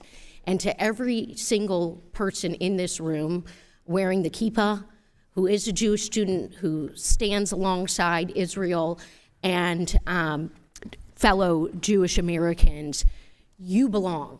And you have a safe space here in the Congress, and you deserve to have a safe space on your campus. I personally had no thought of ever applying to Columbia or any of these other fancy universities that were coming to our committee to talk about what's going on. But I think we'd be having a much better hearing if we had students here. I had the privilege of talking to a Columbia Jewish student just yesterday, and what he shared with me was unbelievable. I don't know what's going on with you all in the administration. Frankly, you have a D report card from the ADL. I hear you that you say these things are terrible, and yet they're happening. So the message to the students, and I was an anti-war protester in college myself. I was there when we went into Iraq. I did not want to see us do that. But you cannot call out war while calling out the death and destruction of another group of people. You cannot do that. So, protests and events, they get unwieldy. I'm an elected official. I have town halls and all this and that, and we understand what happens. But let's be really clear here about human dignity and where we are going. We have a vote that we are taking in the next day or two, a resolution on condemning Iran's attacks on Israel. Again, it's from the majority party. I'd like to, as a Congress, be having more nuanced conversations and protections. I come from a very diverse, beautiful place in this country, and I listen and I hear from all of my constituents all over. But where and how are we going to stand up if we're against war and we're against death and destruction here as a Congress? We've got to take responsible votes. And so to the students, I think that's how I want to use my time. I want to see Columbia and all these other places that are failing on their ADL report card to improve. We've got to improve, and we've got a responsibility to improve. We're doing it in the Congress. We employ young people here. We have interns here. I yield back. Thank you. Thank you, Ms. Stevens. Mr. Banks, you're recognized for 5 minutes. President Shafik, I understand you're very proud of the Columbia University School of Social Work, right? Yeah, it's the oldest social work school in the country. Yeah. So can you define for us the word Ashke normativity? I am not familiar with that term. I believe it appeared in a student glossary that was prepared by a group of students. It appears in the orientation guidebook that's given to all of the students at the School of Social Work, but you can't define it for us? No, I'm saying I'm not. You seem to be familiar. I don't use that term. I don't know that term. I believe that glossary was prepared by students for other students. I don't think it's a part. But it's handed out. You agree? It's handed out to all of the students who that's what it is. It's the orientation glossary of terms for incoming students at the School of Social Work. So I don't think it's a product of the School of Social Work. I think a group of students put this together. It's handed out to students at the School of Social Work. Let me read to you how Ashke normativity is defined by your. You don't know if it comes from students or professors at the school, but Ashke normativity is defined as a system of oppression that favors white Jewish folks, based on the assumption that all Jewish folks are Ashkenazi or from Western Europe.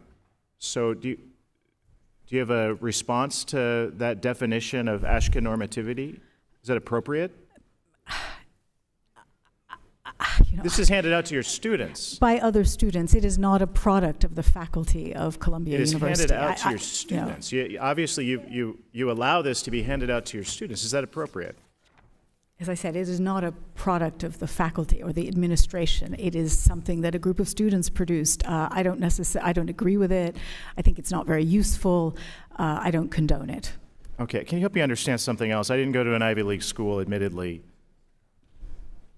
Can you explain why the word folks is spelled F-O-L-X throughout this guidebook and in other places at the School of Social Work? What does that mean? Serious question. They don't know how to spell? I'm not familiar with that spelling. I don't find it a laughing matter. No, I'm not laughing either. I think it's. You're denying that this is an official product of the school, but this is handed out to all of you. You are aware that it's handed out to all of your students, and you're not doing anything to stop it. As I said, it's not an official product of the administration. Is this how Columbia University spells the word folks? No. Okay. And does Columbia University recognize the word, because it's not found in the Webster's dictionary or anywhere else, Ashke normativity? Right. Is that an acceptable term at Columbia University? Congressman, I am with you. I agree with you that I don't find this a Okay, but meaningful this way. This is handed out on your watch. As I said, this is not a product of Columbia University faculty. To the Board of Trustees, is this appropriate? Either one of you? That term is shockingly offensive. It's ridiculous. Congressman. Ma'am? We had discussions about that memo on the board, and my understanding is that we have asked that anything that is looking as though it's orientation materials in any way be run by the dean, and I think that is the agreement. As President Shafik has said, we're not going to be able to limit what individual students say to each other. We don't like it. It's not the kind of learning we promote at Columbia, obviously. But you understand how this fosters an environment of anti-Semitism when the president even admits that she doesn't know if this is an official document of the school or written by students, but it's still allowed to be handed out to your students. It's outrageous. And it's the reason that we hold this hearing. It fosters an environment of anti-Semitism at your university. President, are you going to stop this from being handed out again to incoming students at the orientation of the School of Social Work?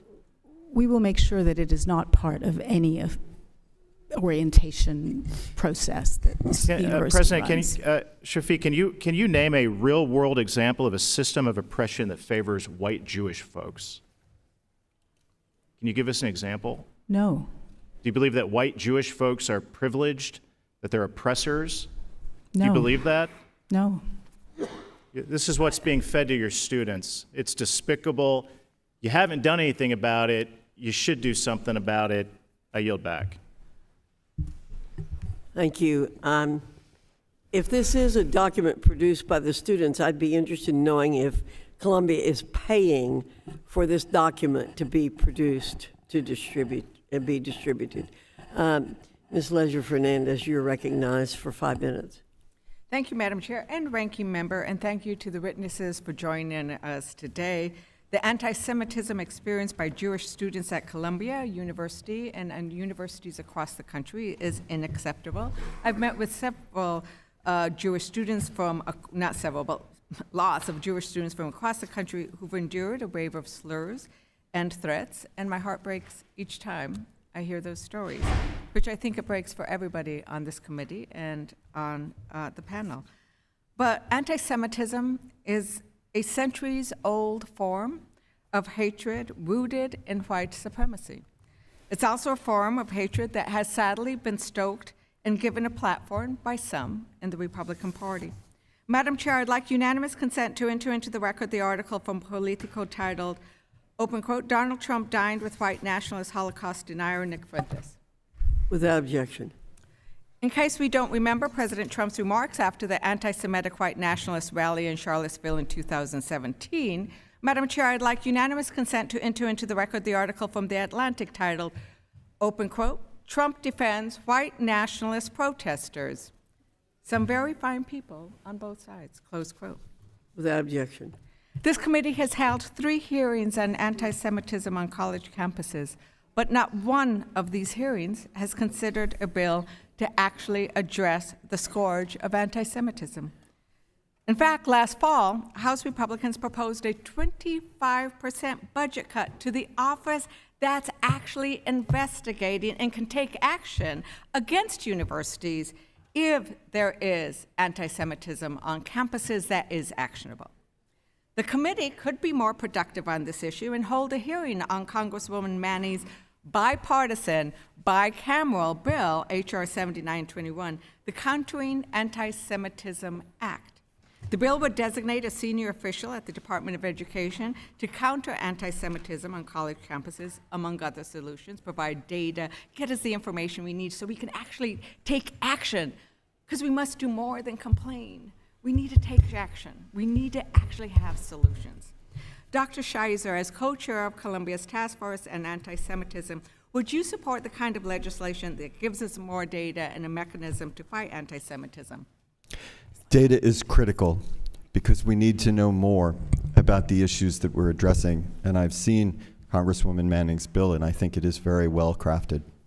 Thank you. It has lots of provisions that actually would assist with the issues that we've heard about today. I'd also point out that Anti-Semitism isn't the only form of hatred rising in our schools. It's not the only form of hatred that is impacting our children's or students' ability to learn. Islamophobia and hate crimes against LGBTQ students have also recently spiked. They've led to deaths by suicide, harassment, but this committee has not held a single hearing on these issues. The rise in hatred across the United States is not good for learning. It's bad for democracy. We need to find a way to heal and have our students and have our entire nation understand that we are indeed one nation under God, different forms of gods that we worship. But that when we can come to understand each other as related and as connected and respect each other and not tear each other down, that is when we truly start learning to prosper and thrive. And I look forward to working on the kinds of solutions that get us to this point. I hope this committee can be part of the solutions. And with that, Madam Chair, I yield back. Thank you. Mr. Owens, you're recognized for 5 minutes. Thank you. Thank you very much. Back in December, I made a statement that I've seen this movie before, and that seems like it's not changed. I grew up in the Deep South, 1960s, days of KKK, Jim Crow, and segregation. My first exposure to white Americans wasn't until I was 16 years old. I was one of 4 black athletes to integrate a formerly all-white high school and remember vividly the morning after Martin Luther King's assassination, walking to our high school courtyard and seeing spray painted on the wall in red, "Ding dong, the king is dead." Let's fast forward to the experience of 2024. If I came to Columbia campus, what would be the response if members of my race were harassed by KKK bigots, mocked, called an N-word, spit upon, hit with a stick, ostracized? Would these same bigots and racists be allowed to protest at Columbia's campus spewing anti-black hate speech? And instead of wearing the white KKK hoods, would these cowards be granted free speech status as they hid their faces behind black masks and full head scarves? At a total cost of $90,000 per year, would black students be forced to attend a class of a tenured Columbia professor while discussing the past events of a massacre of black men and women and children, black girls being raped and black men being lynched, and would speak in glowing terms of this event as stunning, awesome, and astonishing?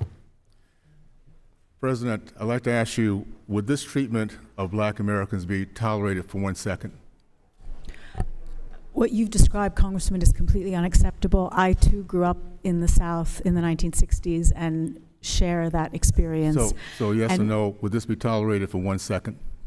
I beg your pardon? Would this be tolerated, this treatment of black Americans for 1 second on Columbia's campus? Absolutely not. And okay.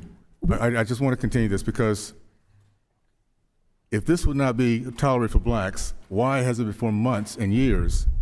We're talking about a professor who goes back 20 years now. This guy has been around a long time.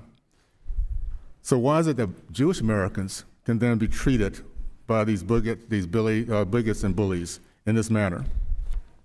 It is not tolerated and it is not acceptable.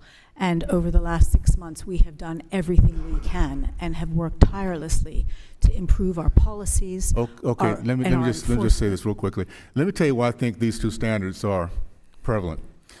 At Columbia's the core teaching values are DEI and CRT, which are racist and anti-Semitic teachings of Marxism. The racist beliefs are that blacks are hopeless, weak, and oppressed race that needs protection and pity of the white race. Anti-Semitic beliefs are that Jewish race are the oppressor race, and that all minorities need to be protection from them and therefore hated. If you ever wonder why the heinous crimes of October 7th never moved the needle of empathy at Columbia, this is why.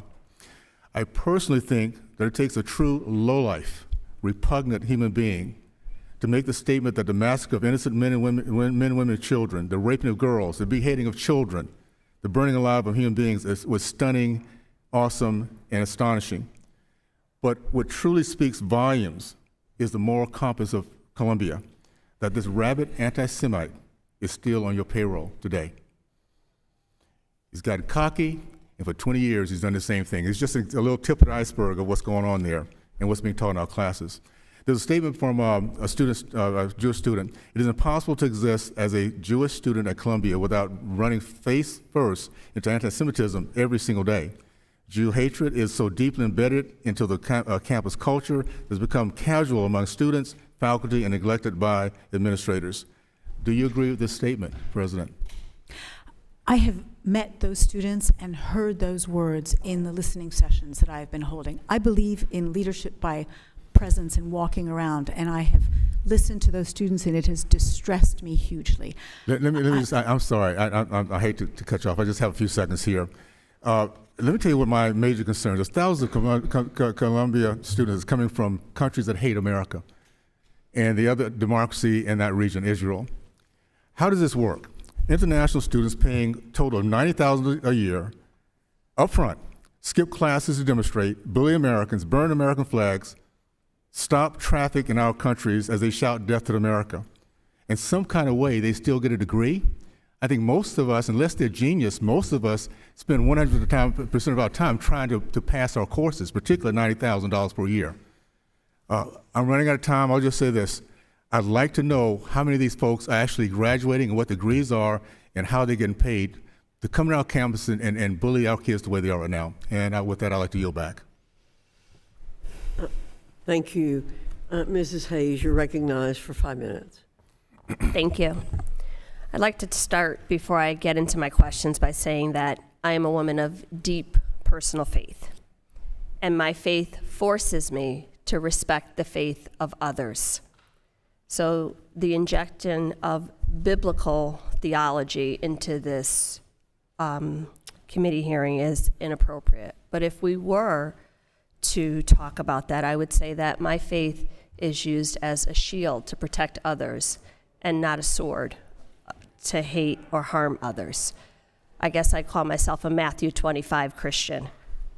But there's a few things that I would like to clarify or have the witnesses clear up before I get into my questions. Professor Shizer, my colleague suggested that students are getting away with hitting Jewish students on campus. Can you clarify that if someone physically attacks another student, that it's not just anti-Semitism, it is also assault? Absolutely. And does the university take action in those matters? The university has to take action in those matters. Thank you. Dr. Shafik, it's my understanding that the committee was told yesterday that Professor Mossad is under investigation. Is that correct? I would like to confirm that in writing, if you don't mind. I can't hear your answer. I said I would like to confirm that in writing. And can you also clarify that he no longer holds a leadership position? I would like to confirm that in writing. And I'm happy to follow up with the committee on that matter. Thank you. Can you get those things to the committee as soon as this concludes? Absolutely. I would appreciate that. There's no place for discrimination in education. No place at all. It should be the goal of all institutions at every level to create safe environments for students, free from harassment and violence. The rise in anti-Semitism on college campuses is unacceptable. According to the ADL, who released data yesterday, 2023 was the worst year for anti-Semitic incidents since the ADL began recording more than 4 decades ago. There were 8,873 incidents reported across the United States in 2023, an increase of 140% compared to 2022, which was also a record-setting year. According to that same report, Connecticut saw a 170% increase in anti-Semitic incidents in 2023. Islamophobia and anti-Muslim sentiments have also increased on college campuses. I applaud the Biden administration for releasing the national strategy to counter anti-Semitism and the investigations by the Department of Education, Office of Civil Rights for Anti-Semitism at Higher Education Institutes. This is not a problem that any one person or one group can solve, and we should be working here today on solutions. It is equally as important for school administrators to change the culture on their campuses. President Sharif, in your testimony, you stated that in October 2023, you quickly formed a task force. In the March 2024 report, the task force made a series of recommendations that we heard today. Can you tell us, has Columbia University begun to implement any of the recommendations made by the task force? And if so, what are they? Yes, we have. In fact, our new demonstration policy was endorsed by the task force, and they had input into the idea of basically setting aside space where demonstrations can happen so students who don't want to hear certain words don't have to hear them, and that is already now implemented. Are there any enforcement mechanisms for those policies? Yes, if students don't adhere to those rules, the demonstration policy outlines a series of disciplinary measures that would result.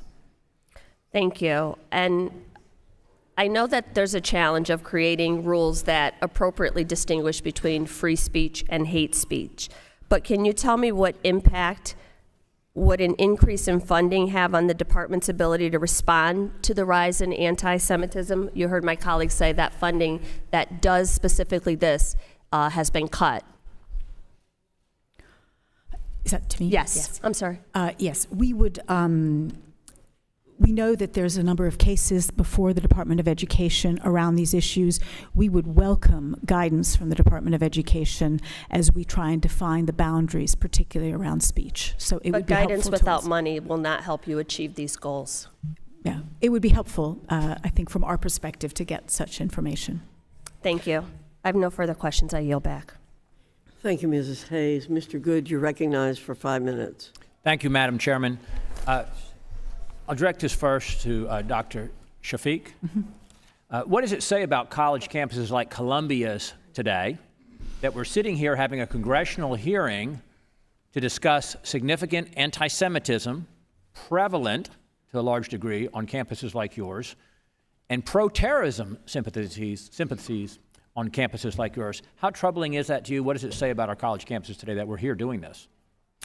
I am very troubled. I would say that we have 37,000 students, and I think the numbers that we are talking about who are crossing these lines are, a very, very small number of our total students. Let me stop you there.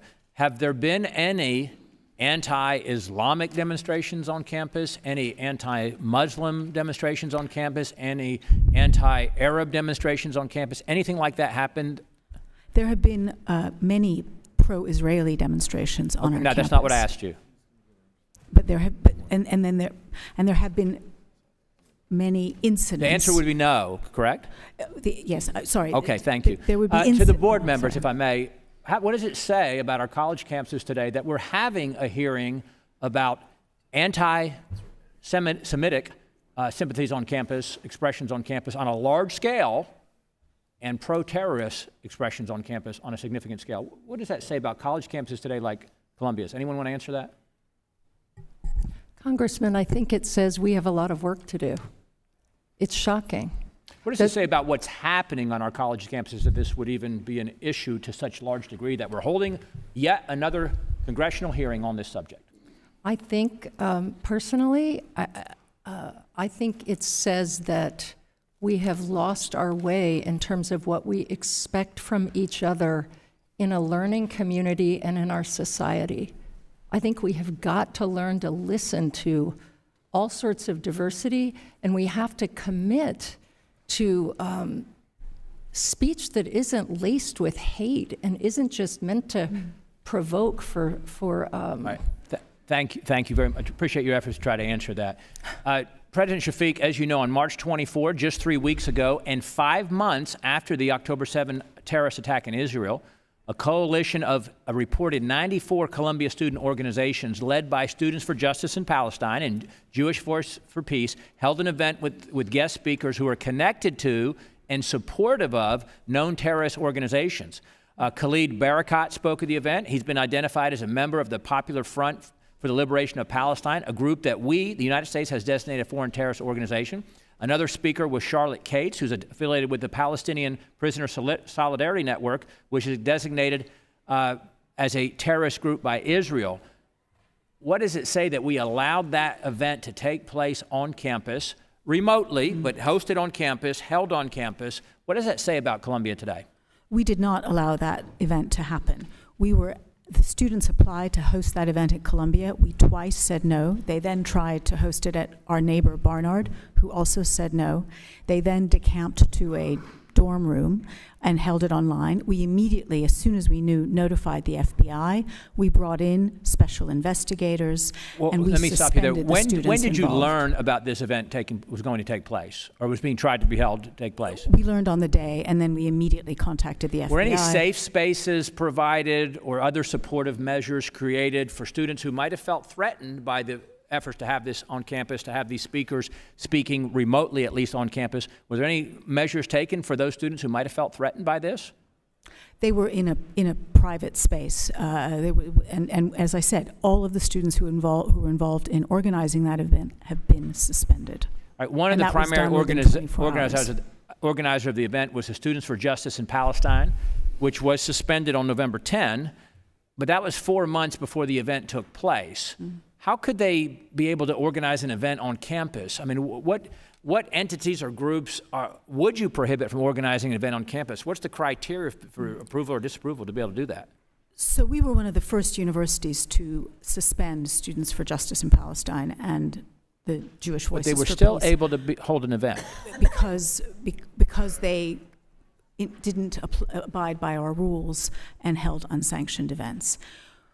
We quickly realized, I think that was a very powerful symbol to say, if student groups don't abide by the rules, there will be consequences for them. I'm sorry, and with 8 seconds left, I'm going to have to stop you. The Columbia University newspaper contained an op-ed from the Columbia University Apartheid Divest signed by 94 supporting student groups that were part of the coalition with Students for Justice for Palestine that organized the event.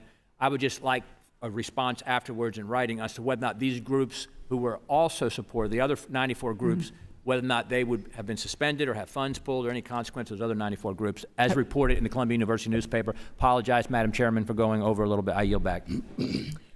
Thank you. Your request to have an answer is duly noted. Mr. DeSanya, you're recognized for 5 minutes. Thank you, Madam Chair. I want to thank all the witnesses for being here.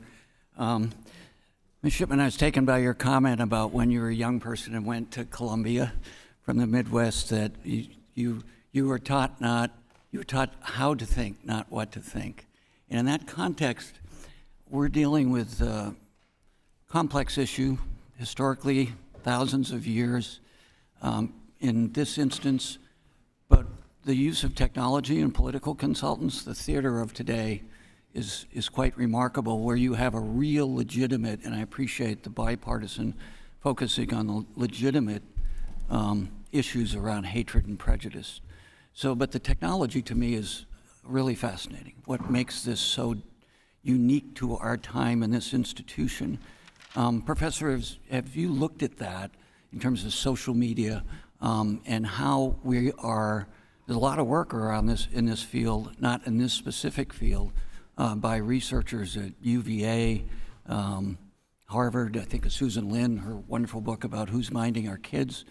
How we're using what we've discovered about neuroscience, including prejudice and hatred and emotion, and using technology to make it much worse for very narrow political reasons. Have you looked at that? And I'd like to follow up, given your history, Ms. Shipman, in your career, about how things have changed in that regard, about how people get information and how it's manipulated as we, as a culture and a civilization, try to figure out what the guardrails are and the damage it causes in the meantime. Start with you, Professor. This is a question for me, right, No, sir? first for you. Have you looked at social media Yes. and how people get information? Congressman, it is very important that you raise that issue, because one of the most frustrating aspects of this is that people are posting anonymously, and they are posting absolutely horrible, horrible things. And so there are frustrations for all of us in trying to figure out how to stop that. But more fundamentally, we are very mindful of the destructive aspect of this hate speech on social media. And it's not organic in many ways. It's deliberately directed by people who want to divide people and create problems. Have you looked at that? And I'm thinking of a book, The Chaos Machine, by a New York Times reporter who was the person who actually reported that YouTube was directing adolescent girls right to the point where they could be, through their depression and anxiety, to show them how to commit suicide. So this is being used in these political environments, is my point right now. It's very troubling, yes. Shipment. And the point that it's not organic, that it's quite deliberate, whether it's people in Russia or people in the United States doing this to people to divide us, as opposed to your career or how it's evolved from your career. I have a lot of thoughts about this, so I'm just trying to gather my thoughts. I think this is an issue that our university has been investigating for a long time in terms of the science, the neuroscience, the flow of information at our journalism school. We have so many ways to look at this in an important way for our society. I know we're working with a Nobel Prize winner, Maria Ressa, on this issue right now of disinformation. But I'll say a couple of things. I think the most fundamental thing I've learned in my time on the board at Columbia is that, and this is from our incredible Mind-Brain Behavior Institute, which is just cutting-edge neuroscience, when people feel fear and intimidation, they can't learn. And so I think I come back to the topic of this hearing, that we can look at all of the reasons why there's certainly new ways we all hate each other in our society right now that are distressing. But I think if we cannot provide fundamental safety for our students, we now know, we're not just guessing, that we're not allowing them to learn. And I wonder if you have any comments or observations. Congressman, you are absolutely right that social media is part of the problem of, and on this particular issue, we have seen it as pernicious. I am particularly uncomfortable with some of the anonymous channels, things like side chat. Every student I meet, I tell them, please get off side chat, it's poisonous. And probably the most egregious cases that we've seen of anti-Semitism, Islamophobia, racist comments have been on social media, on those anonymous channels, and we would welcome any improvement in content moderation, which would reduce that. No, I really appreciate that. I'm struck by this in the previous hearing, that I wonder what Brandeis and Holmes would be talking about if they were alive today, and their context of very similar economic and world strife time in World War I, where when they were discussing what is free speech and screaming fire in a crowded theater, I see the social media companies and technology companies as being those folks who are benefiting from strife. And this is sort of an extreme example of how they're monetizing us fighting against one another in a very, very difficult position where I think we would all agree that hatred and prejudice cannot be tolerated. Thank you. I yield back. Thank you, Mr. DeSaulnier. Mrs. McLean, you're recognized for 5 minutes. Thank you, Madam Chair, and thank you all for being here today to discuss this very important topic. But I think we have to go back to the beginning, and we have to identify the problem before we can really figure out solutions to the problem. So I want to start with you, Dr. Shafik. What is your definition of anti-Semitism? For me personally, any discrimination against people for their Jewish faith is anti-Semitism. Okay, I appreciate that. You set up a task force. Do they share that same definition? Congressman, I know the chair of our task force is sitting next to me. I know, but you're the president. I'd like to hear from you first. I'm happy to answer the question, but So, I know he would also and I'm probably happy have to do much that, to but I'd add. like to start with you, since you are the president, right? Yes. You own, the buck stops with you, right? Completely.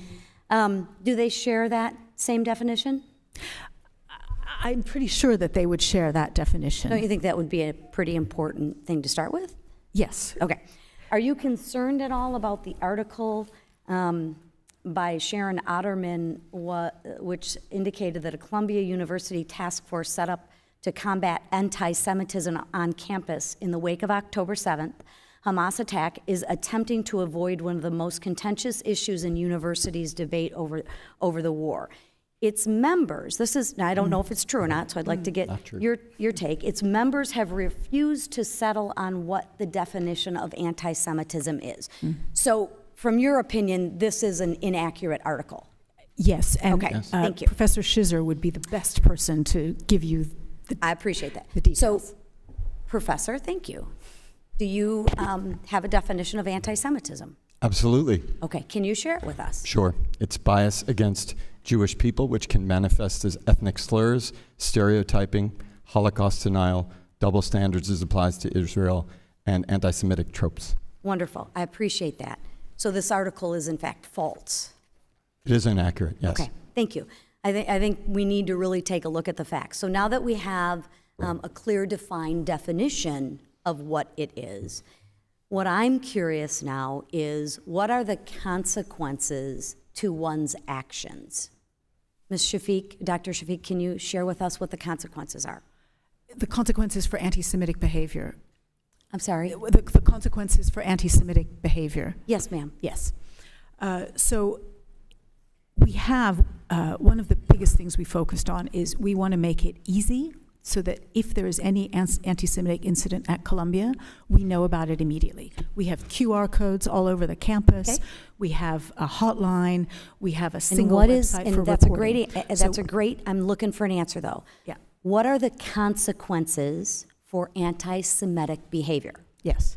So once we know of an incident, we have investigative Sure. capacity. We've invested hugely in expanding that investigative capacity. Okay. And depending on the nature of the incident, there are consequences ranging from people being potentially suspended, being forced to get educated and trained about anti-Semitism, Wonderful. And we've executed those. So we are executing Okay. those, yes. So my question to you, are mobs shouting from the river to the sea, Palestine will be free, or long live the infantata, are those anti-Semitic comments? When I hear those terms, I find them very upsetting. And I have heard... That's a great answer to a question I didn't ask, so let me repeat the question. When mobs or people are shouting from the river to the sea, Palestine must be free, or long live the infantata, are those anti-Semitic statements? Yes or no? It's not how you feel, it's... I hear them as such. Some people don't. We have sent So a is that clear yes? message. So is that yes? We have sent a clear message to our I'm community. not asking about the message. Yeah. Is that fall under definition of anti-Semitic behavior? Yes or no? Why is it so tough? Because it's a difficult issue because I realize some it's a people hear difficult it as issue, anti-Semitic, but here's other the people problem: do not. is And- when people can't answer a simple question and they have a definition, but then they can't. Well, I'm not really sure if that qualifies. So I'm we've asking done, a simple question. Maybe I should ask your task force: does that qualify as anti-Semitic behavior? Those statements, yes or no?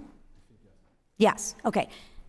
Do you agree with your task force? Yeah, we agree. The question is yes, what. so the question, what so to do yes, about you it. do agree that that is anti-Semitic behavior, and there should be some consequences to that anti-Semitic behavior.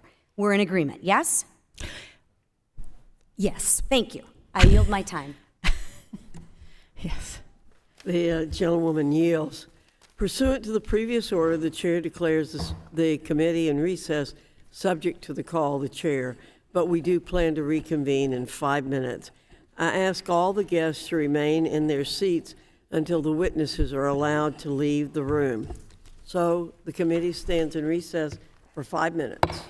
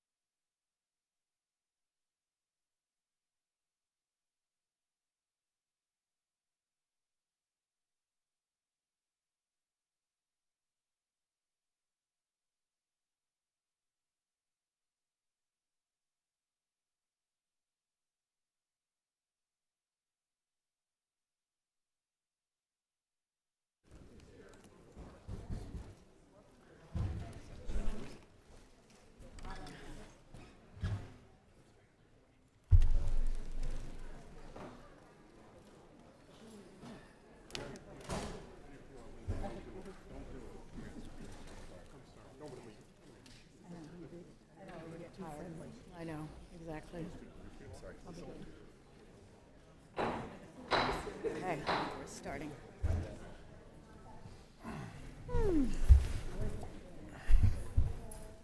It's a little close.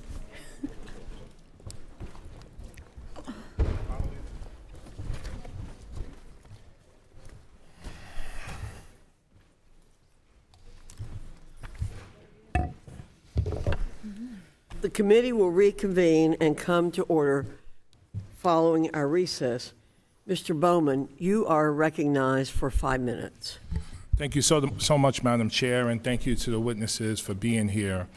You know, as we all aim to fight and end anti-Semitism once and for all, there is language and there are actions and incidents that take place that are clearly anti-Semitic.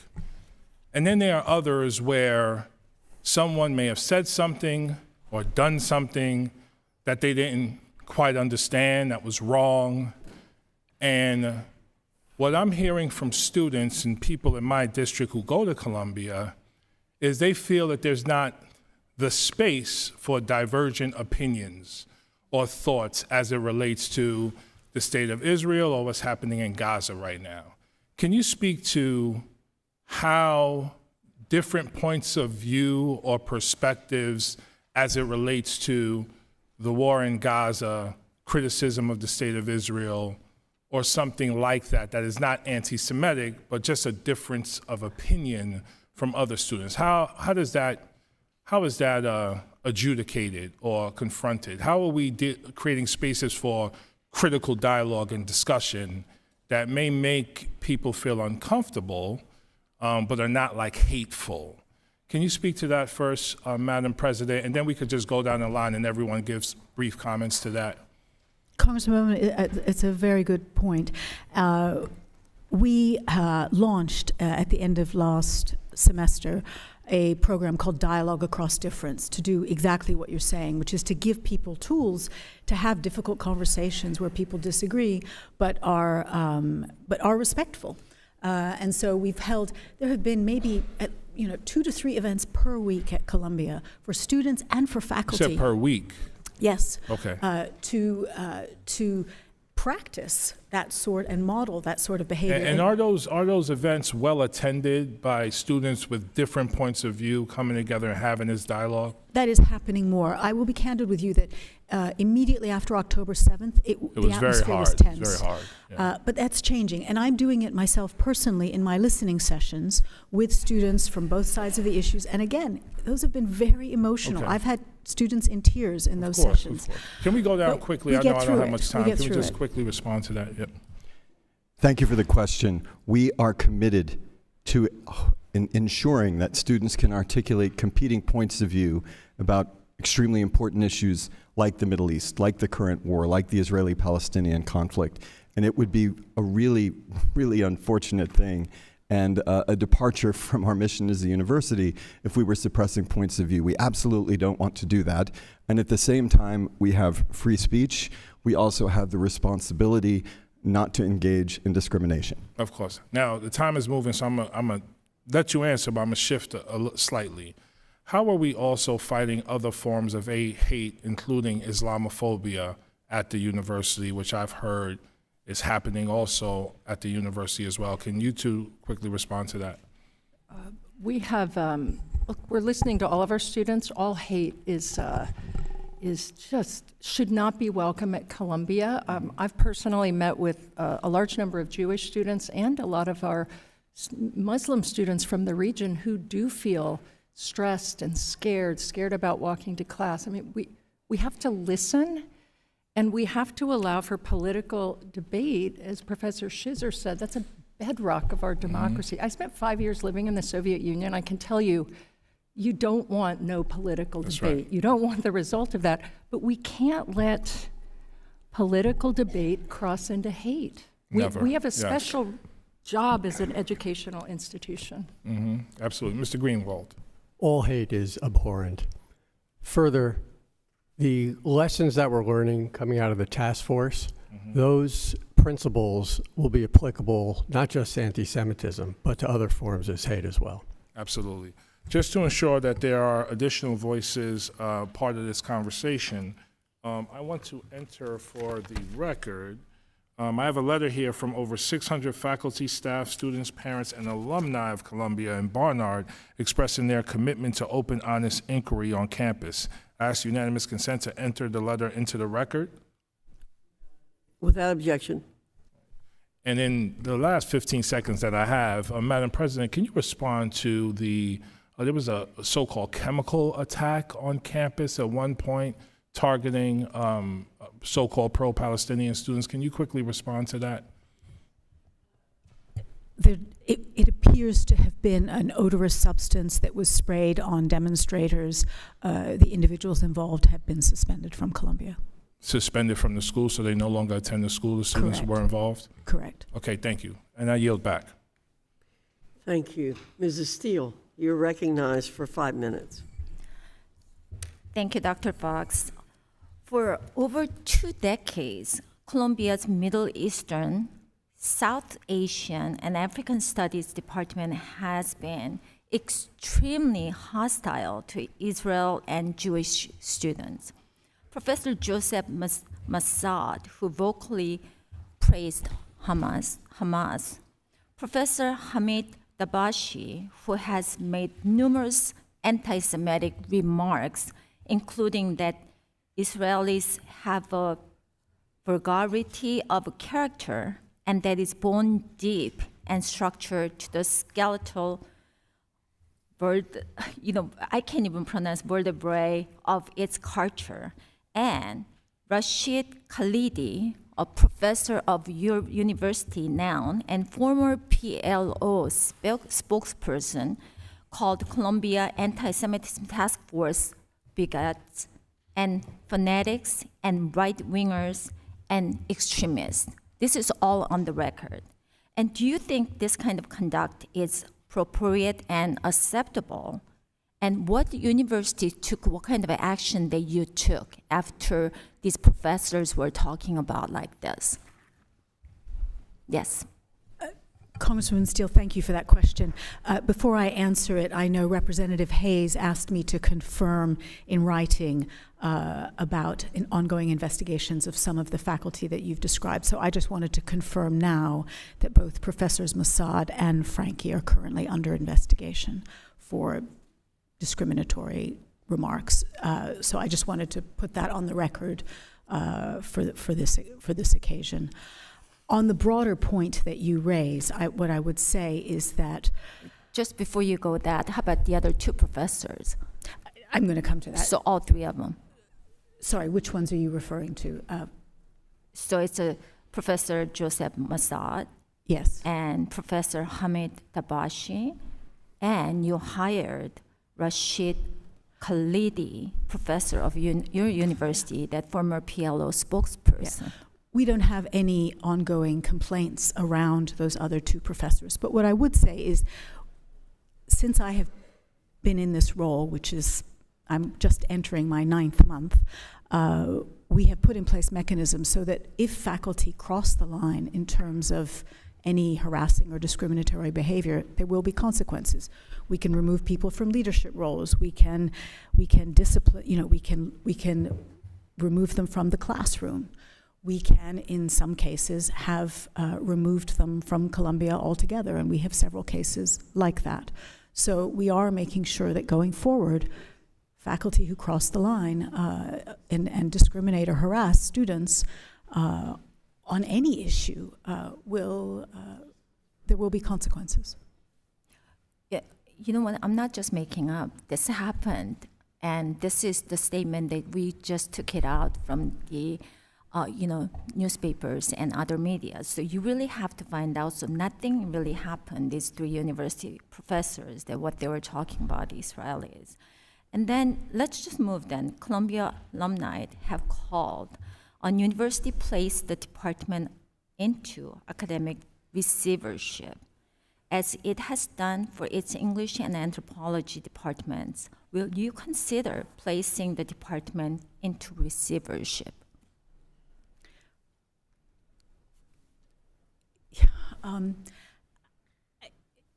guess academic departments at Columbia are, there isn't really a notion of receivership, but what I would say is One of the things that I'm very committed to is we have a broad offering of almost 50 courses on Israeli, Jewish, and Middle Eastern studies at Columbia. But we also have an opportunity, I think, at this moment, because so many students are interested and there's so much demand and need, frankly, for education about these issues, that we are looking at expanding and hiring some new faculty to try and broaden our approach to make sure that we have some new and fresh thinking in the areas of Israeli, Jewish, and Middle East studies. So what kind of broader thinking? And what kind of expansion you're talking about? We will be hiring additional faculty going forward that will bring new perspectives. But you're going to do all those background checks and their records, though, because your professors already talk about this kind of, statements, and this is not really acceptable. We will do all the background checks that you would expect for our faculty, because it's a privilege to teach at Columbia. So it's not just English and anthropology departments, but do you consider the Middle Eastern, South Asian, and African Studies department balanced and well-run departments? Because over 2 decades, they were extremely hostile to Israel. Thank you, Ms. Steele. We'll get answers to your questions. Yeah. Ms. Omar, you're recognized for 5 minutes. Thank you. President Shafik, I wanted to get a clarification earlier. One of my colleagues asked you, have you seen anti-Muslim protests on campus? I have seen, we have had pro-Israeli demonstrations on campus. No. But just not a protest that was not, against Muslims. No, I have you not seen one against Arabs? No, I have not. Have you seen one against Palestinians? No, I have not. Have you seen one against Jewish people? Have you seen a protest saying we are against Jewish people? No, I have seen. Okay, thank you for that clarification. There has been a rise in targeting and harassment against anti-war protesters, because it's been pro-war and anti-war protesters is what it seems like, correct? Correct. There has been. Okay, thank you. Activists on campus, including Jewish students, Black and Brown, Arab and Muslim students. How many of the organizations that were canceled in Columbia involved Jewish students? One of the organizations is called Jewish Voices for Peace. Yes, and encompassed of Jewish students? Yes. Okay, thank you. There was there's been a recent attack on the democratic rights of students across the country.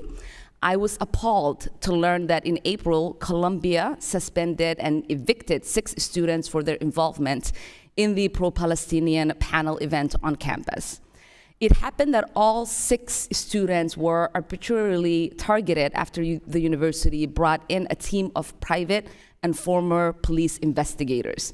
These investigators harassed, intimidated Palestinian students at their homes, demanding to see students' private text messages, and sent threatening emails to the leaders of those pro-Palestinian groups. I would like to ask you to speak a little bit more to this situation, and ask you if you guys have utilized private former police investigators before, or is this the first time? So this was a very serious case.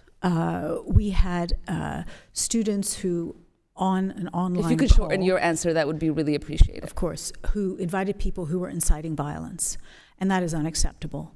And so we needed to get to the bottom of it.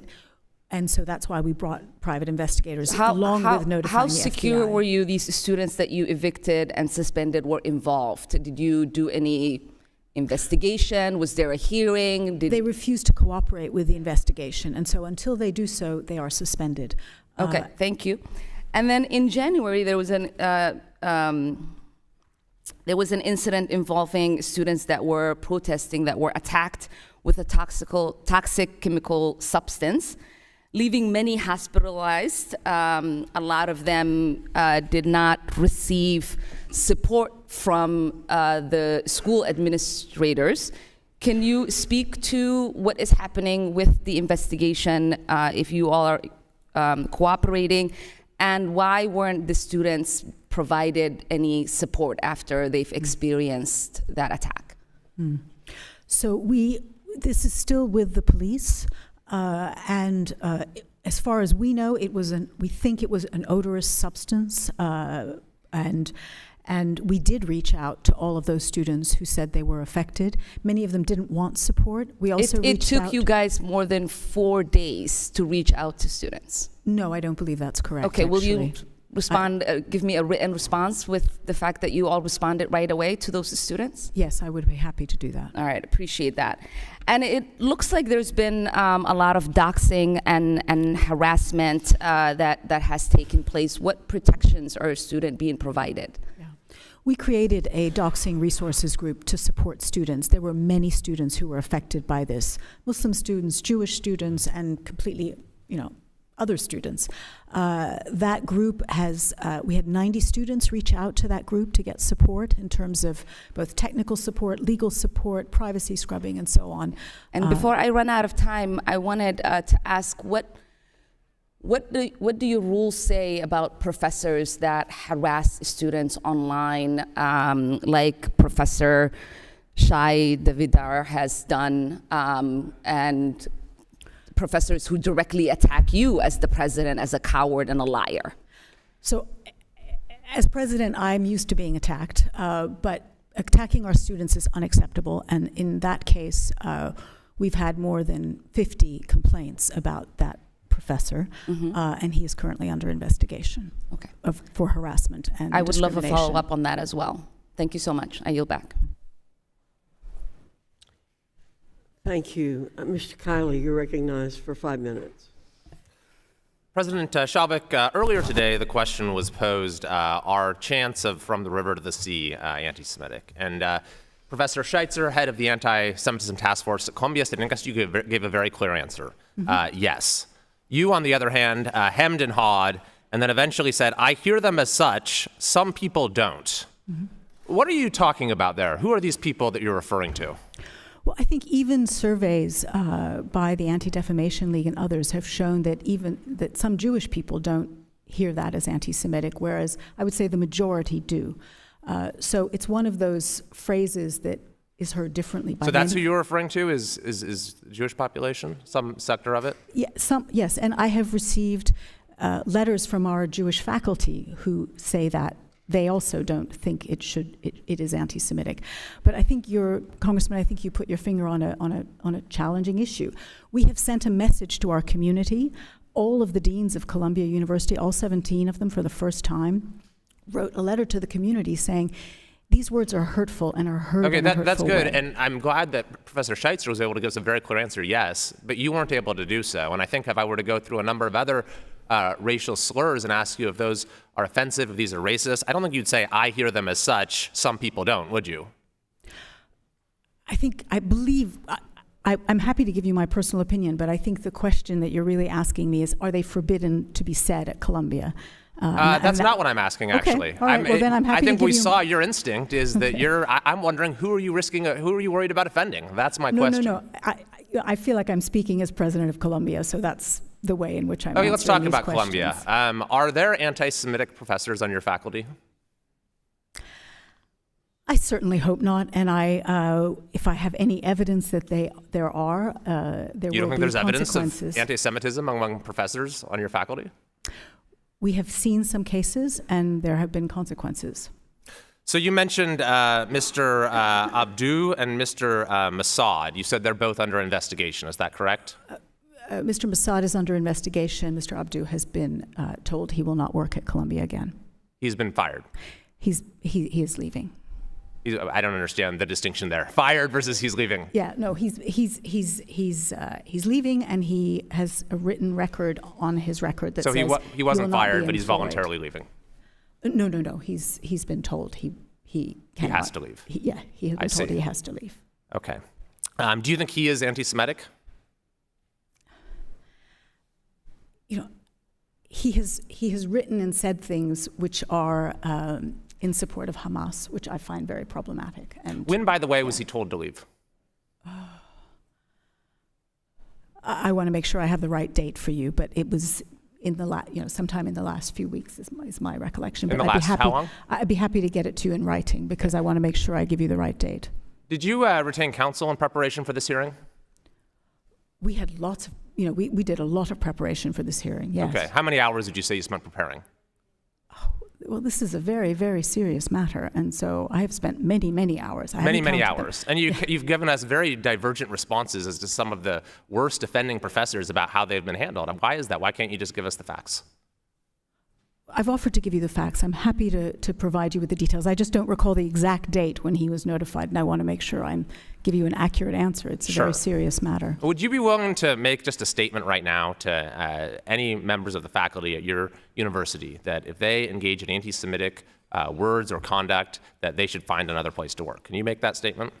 I would be happy to make a statement that any faculty member at Columbia who behaves in an anti-Semitic way or in any way a discriminatory way should find somewhere else to go. Thank you. Do you believe that the BDS movement is anti-Semitic?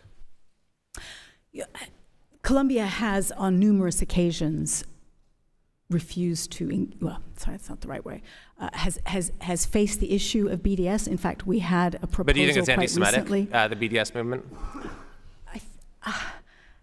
I think it's a political movement that is advocating a boycott or a sanctioning process, which is. So once again, who are you worried about offending by making a very clear statement on this? No, I'm not I'm happy to make a clear statement on it. Okay. Well, I want to close my questioning by giving you an opportunity to address some of the students who are here, because we have some really courageous students who have come, who have testified, who have met with our committee, who were at our press conference this morning. Many of them behind you, many of them couldn't get into the room because it was too small. And they've told harrowing stories of what they've endured on your campus. And they say that the response of your administration has been inadequate, has been insufficient. So are they wrong? I mean, what would you say to these students? I have met with these students myself. In fact, I've met many of the students who are in this room, and we have talked about it. And I think I have assured them that there are times when I have been very frustrated with the policies and capacity that we have at Columbia to respond to this, but I have been working tirelessly to fix those problems and improve our response. And I think we can show concrete improvements in the way we've been handling anti-Semitism during my time. Thank you, Mr. Kiley. Ms. McBath, you're recognized for 5 minutes. Thank you, Chairwoman Fox and Ranking Member Scott. Thank you to those of you that are here as our witnesses today. I've read your testimonies. We've had a multiple of hearings on this issue of anti-Semitism on campuses, and I really do appreciate the chair's commitment to continuing to have these conversations. Thank you. During one of them, I brought up the Anti-Defamation League's most recent data from their annual audit of anti-Semitic incidents, and I shared alarming data about the frequency of these acts of hate. Last time this data was published, it translated to over 10 incidents a day, a disturbing amount that's truly in its own right. According to the newest data published just a few days ago, that number has now skyrocketed to 24 incidents per day, basically 1 per hour. This is absolutely heartbreaking and truly unacceptable, and it shows the depth of the work that we must continue to champion. Work like the President's national strategy to counter anti-Semitism and providing the support necessary to the Office of Civil Rights at the Department of Education. Increasing funding would truly ensure that the resources necessary are available so that we can look back a year from now and hopefully be able to say that we did not have the highest number of anti-Semitic incidents on record, but that is unfortunately not something that I've been able to do or see during my 5 years here serving on this committee. My community in metropolitan Atlanta, home to the largest Jewish community in the Deep South, is no stranger to any of these kinds of incidents. We see more hatred in our discourse and more violence in our communities than we've ever seen before. Time and time again, anti-Semitic vandalism and white supremacist symbols appear in our neighborhoods, in the districts that I represent. And we've stood together in condemning them. Now, I understand how important it is for all in our community to support one another, regardless of our faith, regardless of our ethnicity. Many people do not know that a large number of the supporters of the NAACP were Jewish or of communities' collective history and common interests. My father was branch president of the Illinois NAACP during the Civil Rights Movement. And I distinctly remember when our local Jewish community stood up to support us as we were on the front lines fighting for civil and human rights. And one community that was one of the first to voice support for those of us that were fighting on the front lines. And that had a very serious impact on me. A Jewish professor at Columbia served as NAACP chair in the early 1900s, and I am proud to carry on our long partnership in the fight against racism, hatred, and anti-Semitism. To know that your community stands with you in your greatest hour of need, it means absolutely everything. Mr. Shizer, do you know if Columbia is currently taking any steps to renew their strong legacy of interracial and interreligious connections on campus? I will say this.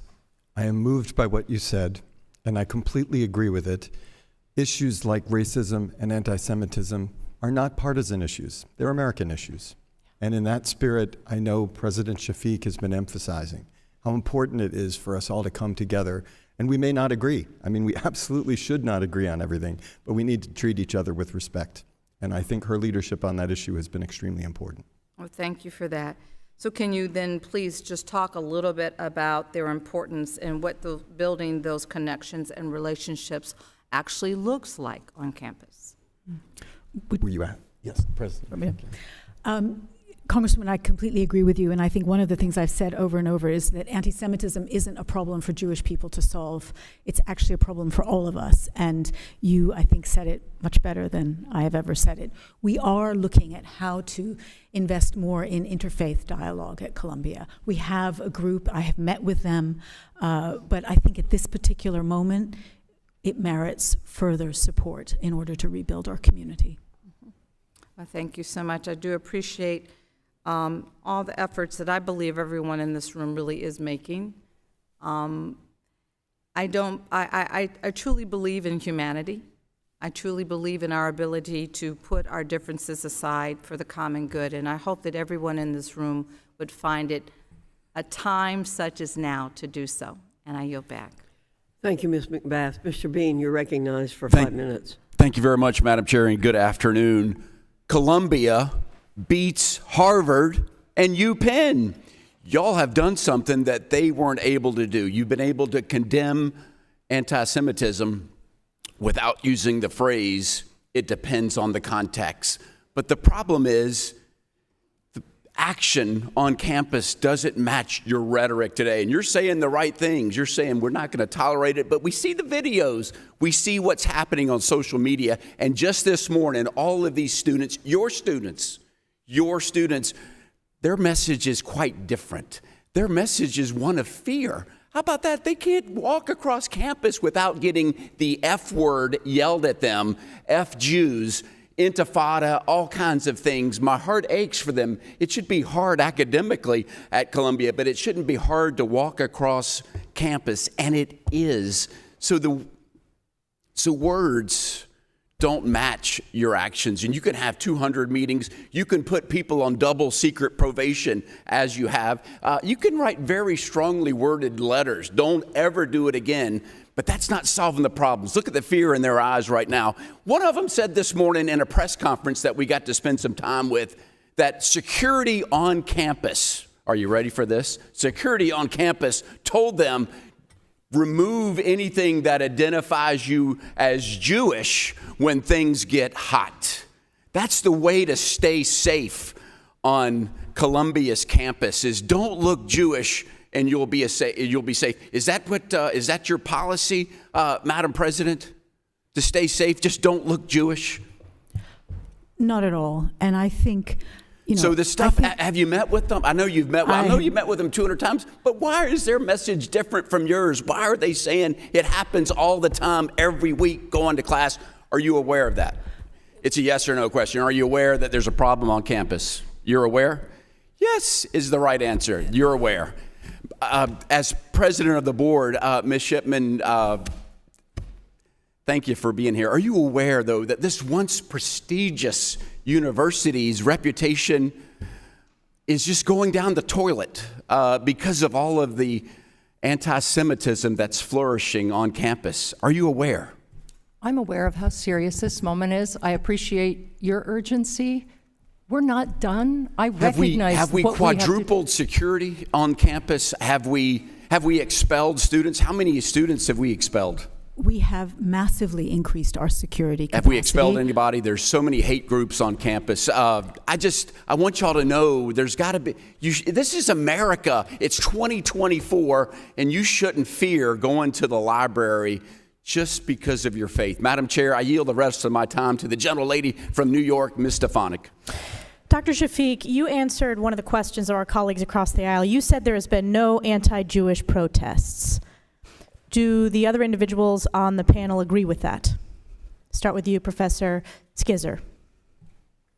So I think there have been anti-Semitic protests, so I would say yes. So you disagree? There have been anti-Jewish protests. Ms. Shipman? I know there have been a number of incidents, especially one at our law school recently, that the students were trying to call a protest, but it was an event to harass admitted students who were Jewish, and it's outrageous. So that's anti-Jewish. So the answer would be yes? Yes. And Mr. Greenwald? There have been anti-Semitic events on campus, which I interpret as anti-Jewish. And Dr. Shafik, you realize that at some of these events, the slurs and the chants have been F the Jews, death to Jews, yep. F Israel, no safe place, death to the Zionist state, Jews out. You don't think those are anti-Jewish? Completely anti-Jewish, completely unacceptable. So you changed your testimony on that horrible. issue as well? So there have been anti-Jewish protests. I didn't get to finish my sentence, so what I was going to say was there were protests that were called That's not what you were asked. You were asked, were there any anti-Jewish protests? And you said no. So the protest was not labeled as an anti-Jewish protest. I'm not asking what it was labeled. Anti-Israeli government policy. The question wasn't what it was labeled. But anti-Semitic incidents happen, or anti-Semitic things were said. So I just wanted It is to an finish. anti-Jewish protest. You agree with that? You change your testimony? Congresswoman, anti-Jewish things were said at protests, yes. Thank you for changing your testimony. Another instance when you changed your testimony is you stated that Professor Massad was no longer chair. Then you stated he's under investigation. He is still chair on the website. So has he been terminated as chair? Congresswoman, I want to confirm the facts before getting back to you. I know you confirmed that he was under investigation. Yes, I can confirm that. Did you confirm he was still the chair? I need to confirm that with you. Well, let me ask you this. Will you make the commitment to remove him as chair?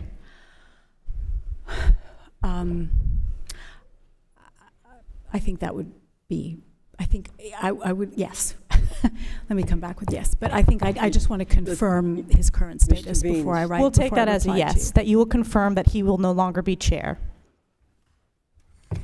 Mr. Bean's time has expired. Mr.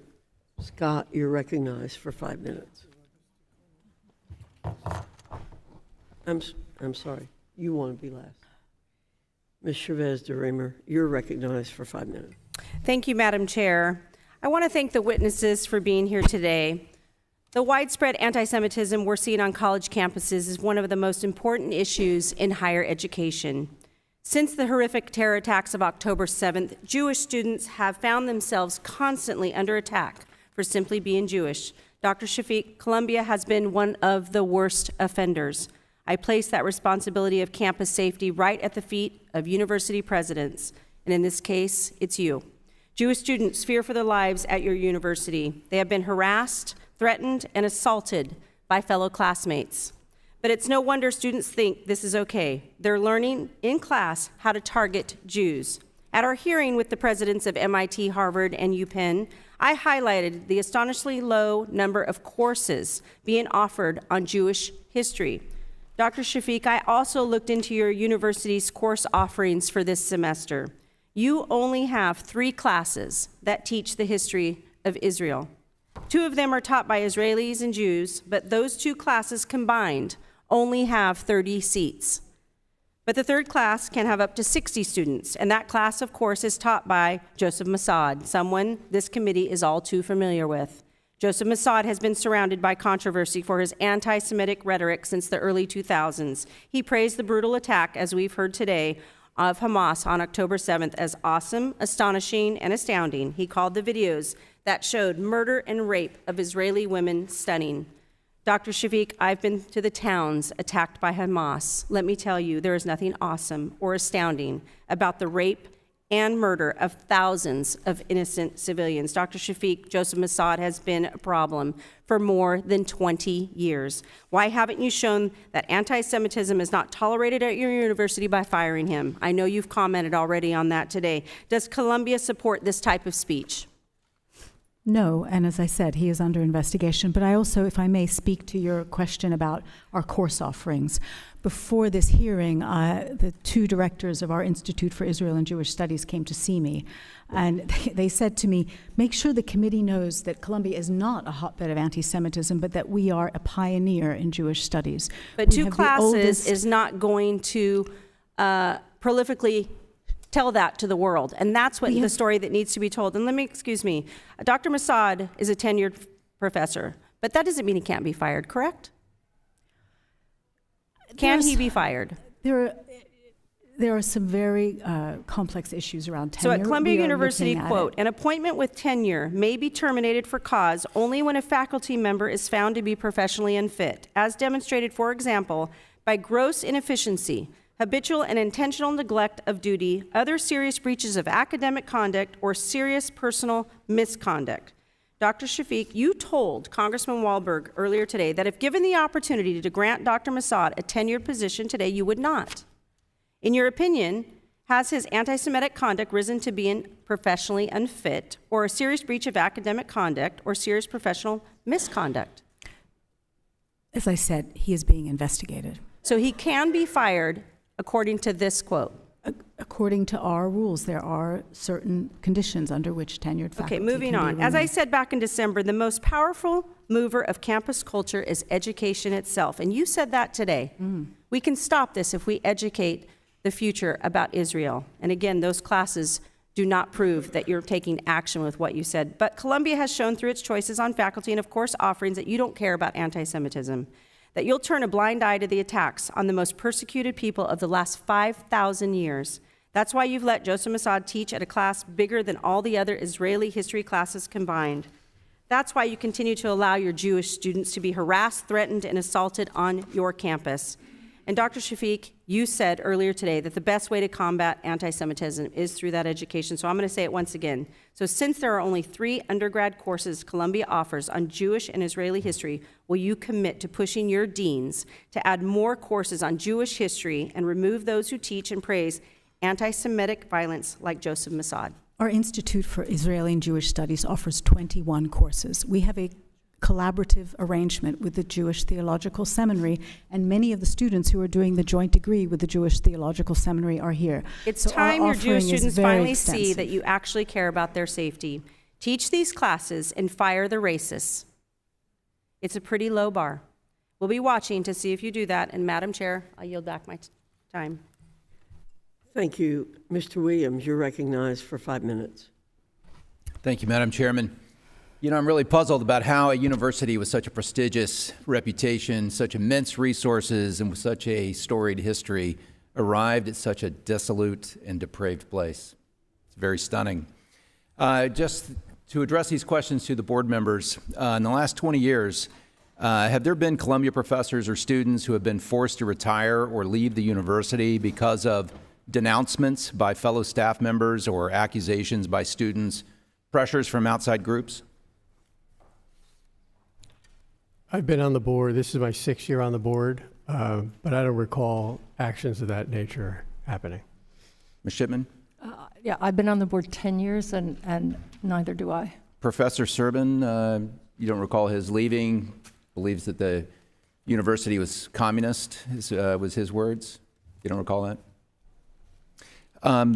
Professor Shizer, you've been there some years. Are you aware, publicly or privately, that any of your colleagues have left the university either because they believe their beliefs aren't welcome or because they feel like they have no upward mobility because of their beliefs? I'm not remembering a case like that, sir. So no one's come to you privately and said, hey, Columbia's not the place for me. This is hostile because of I'm a conservative, or I'm Jewish, or I hold any beliefs that seem to be contrary to the university. So look, I'm a conservative at Columbia Law School. I was dean for 10 years. Place has been good to me. Are there a lot of people like you? Or are you afraid to speak out? But I do want to say that I am not the norm, and I'd love more conservatives. So how much investment, again to the board members, how much investment has Columbia received by foreign governments, their donors, or significant donations from foreign individuals from countries like China, Qatar, Saudi Arabia? I know that the committee's asked for that information. Do you have that number for us today? I don't have that number to hand. Are you aware of significant donations from any of those locations to the university in your tenure in 6 years? I'm aware that we receive funds from at least some of those countries. Which ones specifically? I don't remember all the ones you mentioned.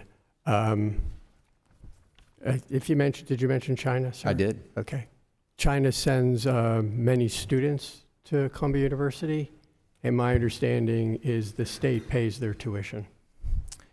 President Shafik, are faculty and staff required to sign DEI statements to be employed or to continue their employment at Columbia? No. They're not required to provide DEI statements. I'm pretty sure that's part of your employment process, isn't that right? No, I think some departments ask faculty to talk about what they bring that's different to that department or to that role. And that's an optional thing that they can add to an employment. It's optional, and if you refuse to, then it has no bearing on your hiring at the school? Is that really what you're saying? Frankly, I think it depends on the needs of that particular department. You know, if the math department or the biology department or the neuroscience department has issues around, they're missing certain perspectives on their faculty, they might pay more attention to it. Others might not. I think it's very much dependent on So the DEI policy at Columbia doesn't require statements from faculty administrators in order as part of their HR process. That's what you're saying? We don't have a central DEI office at Columbia. We have schools and faculties who think about what are the different perspectives that they've got on their faculty, and then they make choices about what's missing in terms of perspectives, backgrounds, skills that are needed for the faculty, and that they have people who are working on those issues at the school and departmental level. Personally, I think that you're in deep denial about the culture at Columbia in terms of the actual openness to views that differ from the culture of the school, where your money comes from, the disruption of classes, and the DEI statements. I just want to enter into the record, Madam Chairwoman, a webpage from the U.S. Holocaust Museum website that describes the Nazi takeover of German universities in the 1930s. And frankly, I see the parallels as striking. It's entitled German Universities in the Nazi Regime, something like that. And it really talks about that there were denouncements of professors for views that weren't consistent. It talks about the influence of outside groups, particularly money.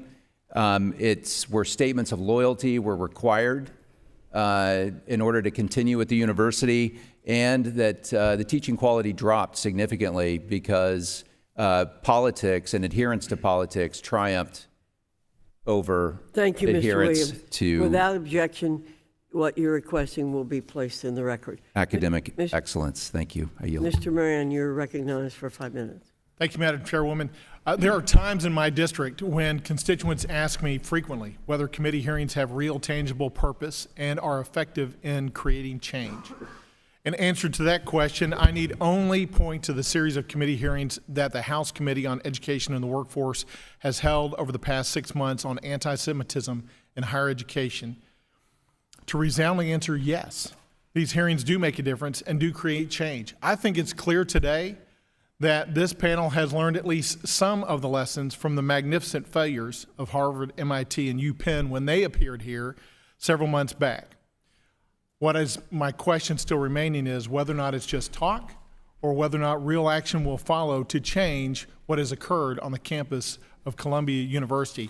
I had a whole series of questions prepared on a number of different circumstances and people and what they said and what the responses were, but my colleagues before me have actually covered most of that. So here's what I really want to talk about today, because I think that there's a foundational issue behind all of this. It's a foundational issue about truth.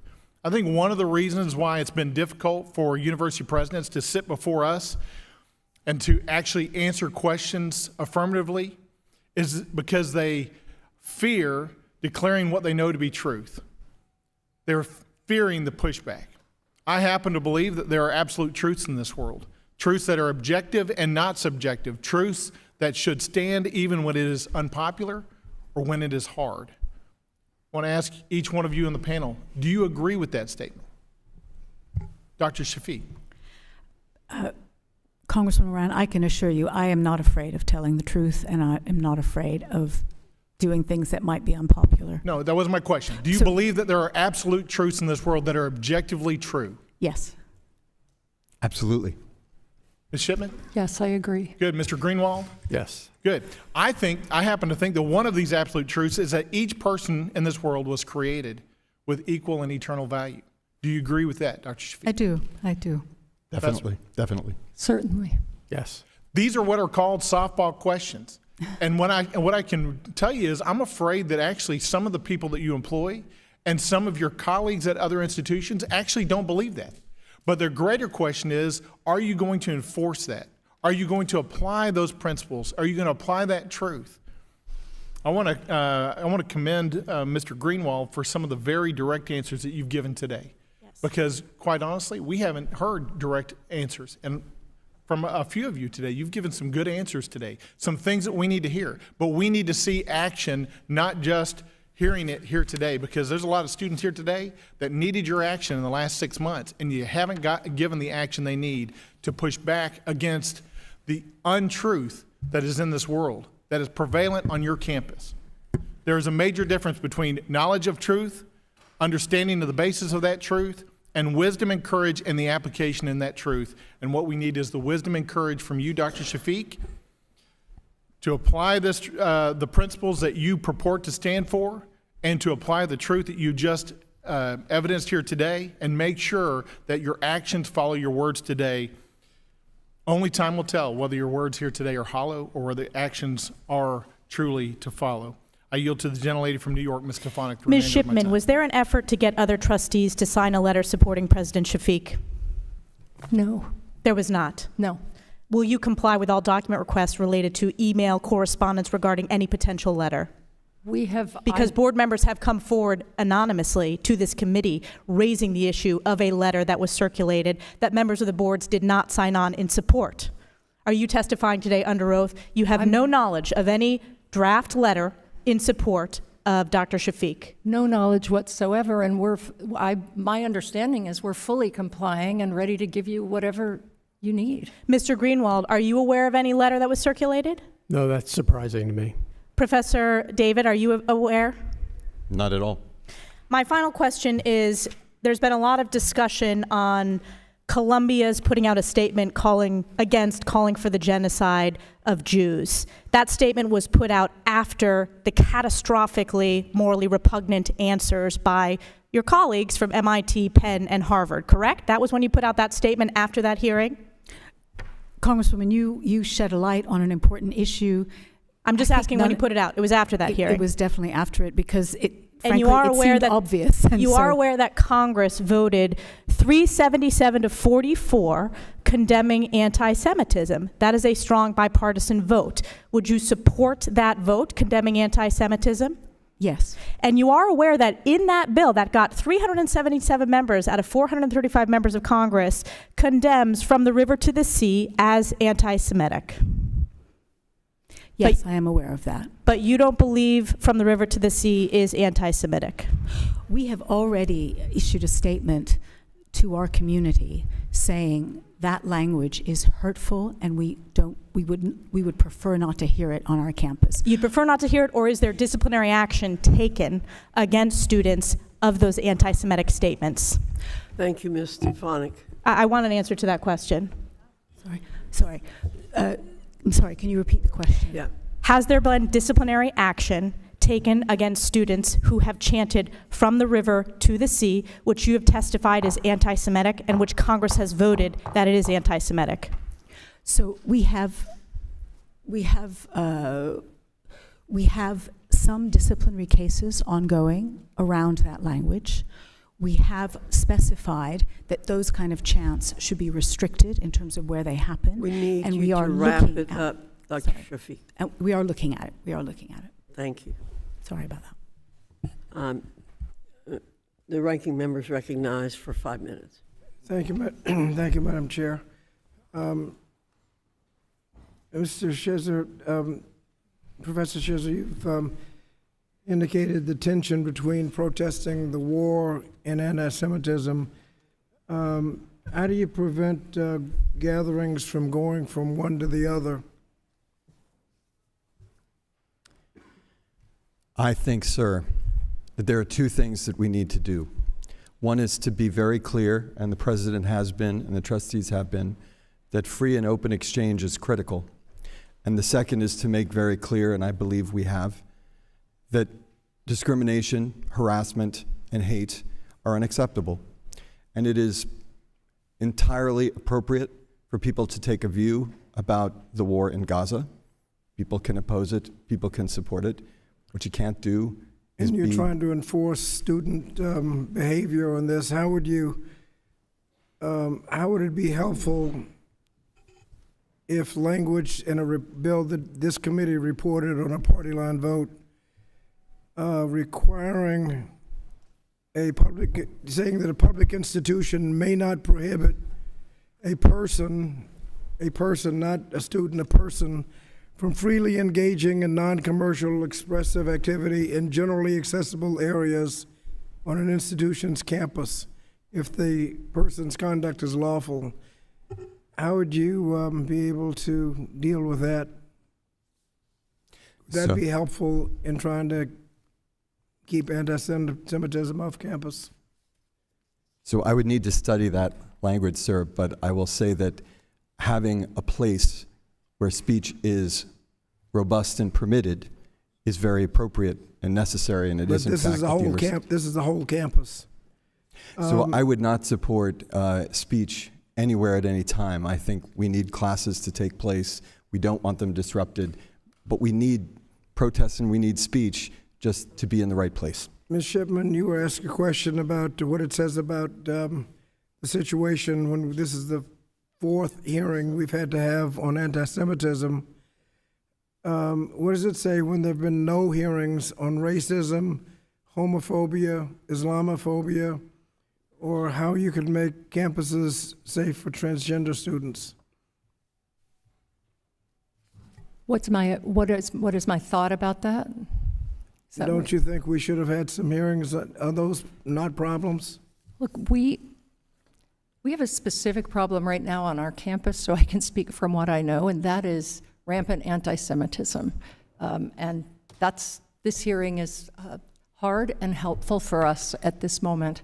I certainly think, because I've heard from a lot of students on our campus in my time on the board, we would benefit from broader hearings about hate in general. And as I've said, I think we have a broader societal problem that's reflected in a really divisive way on college campuses. But anti-Semitism is the only one we ought to be addressing, not racism, homophobia, we certainly address all of it. We have no tolerance for any of that on our campus, but right now. Islamophobia, how I've trans spent- students, I and have we've spent had, time- we've had I've- hearing, during these hearings, we've had some members disparage trans students in the middle of the hearing on anti-Semitism. Shouldn't we be having hearings making sure all students can be safe?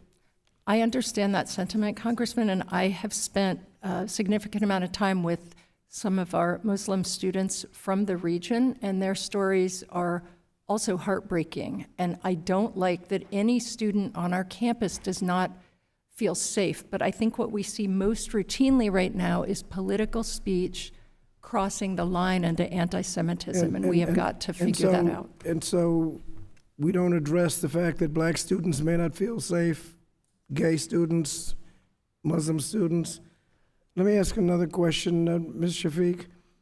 If someone says something that's anti-Semitic, what should the sanction be? It depends what they say, who they say it to, what context it's in, but in any situation, we would pursue disciplinary action. Should they always, and that should isn't they just always for, be expelled? No, I mean, I think, expulsion is a very extreme act, but we are an educational institution, so we've got to start by educating our students to not say certain things and change the culture so that nobody is discriminated or harassed at all. That should be our objective. Thank you. So you would try to fit the sanction with the seriousness of the crime, Absolutely. the context, and hopefully use it as an educational opportunity. Agree. Thank you. Thank you. You back. Okay. Yeah. I now recognize the ranking member for a closing statement. Thank you, Madam Chair. First, let's ask unanimous consent to enter in the record the article Colombia's Own Middle East War from January 19, 2005 that provides additional nuance on the issue of professors at Columbia. And also unanimous consent to enter into the record a report from the University of Chicago's Project on Security and Threats, analyzing the fear both Jewish and Muslim students feel on campus and how that fear often results from miscommunication. And another, enter into the record a letter from Ted Mitchell, President of the American Council on Education, to Chairwoman Fox and Ranking Member and myself, outlining the concerns he and the organization have with H.R. 7683, the bill that I referenced, including the following quote: given the committee's recent focus on concerns regarding anti-Semitism and the need for campuses to increase their efforts to provide safe environments free from discrimination for all students, we are puzzled by the bill's inclusion of a provision that would tie the hands of campus administrators to address these issues and potentially make campuses less safe. Without objection. Madam Chair, we all agree that Jewish students should be entitled to a safe learning experience at all colleges. In fact, all students ought to be entitled to the same. This is the fourth hearing we've had on anti-Semitism, none on racism, homophobia, Islamophobia, transgender. In fact, the Office of Civil Rights budget has been cut by the Republican budget. Excuse me. And we've reported a bill that would actually create more problems. I think the Office of Civil Rights has indicated that they get a lot more complaints from racism, homophobia, Islamophobia, and trans students. And those need to also be addressed, and I hope the committee would somehow promote the safety of all students, not just one group. And I yield back. Thank you, Mr. Scott. We're deeply disturbed by what we're seeing at Columbia and by many of the things we've heard in today's hearing. It's important to set the record straight on a few things. President Shafik testified there have been 15 suspensions related to anti-Semitic incidents. That's misleading. In fact, between October 7 and March 23, after months of anti-Semitic incidents, only 3 students were given interim suspensions for anti-Semitic conduct. All 3 were lifted or dropped to probation, including a student who repeatedly harassed students, screaming, "F the Jews." Of the 10 suspensions that came in response to the Resistance 101, 5 were lifted because Columbia determined they were not involved. The only 2 Columbia students who remained suspended for incidents related to October 7th that took place before we called Dr. Shafik to testify are the 2 Jewish students suspended for spraying the odorous substance Representative Omar referred to. Dr. Shafik's testimony was misleading there too. Documents Columbia produced to the committee show that the substance sprayed was a non-toxic gag spray. While that was an inappropriate action, for months, Jewish students have been vilified with false accusations of a, quote, chemical attack, end quote, and Columbia failed to correct the record. And radical anti-Semitic faculty remain a huge problem throughout Columbia. At the Middle Eastern Studies Department, School of Social Work, School of Public Health, Law School, and many others. And multiple Columbia departments have been placed into receivership in the past 20 years. If Columbia takes this seriously, that's a remedy worth pursuing. While some changes have begun on campus, there is still a significant amount of work to be done, as we've heard today. We will be looking for answers to the questions that have been raised today in a very timely fashion, and we are prepared to bring you back if we don't see more tangible progress. I thank our witnesses again for being here today. I thank all the members who have attended to help us gather the information we've gathered. Without objection, there being no further business, the committee stands adjourned.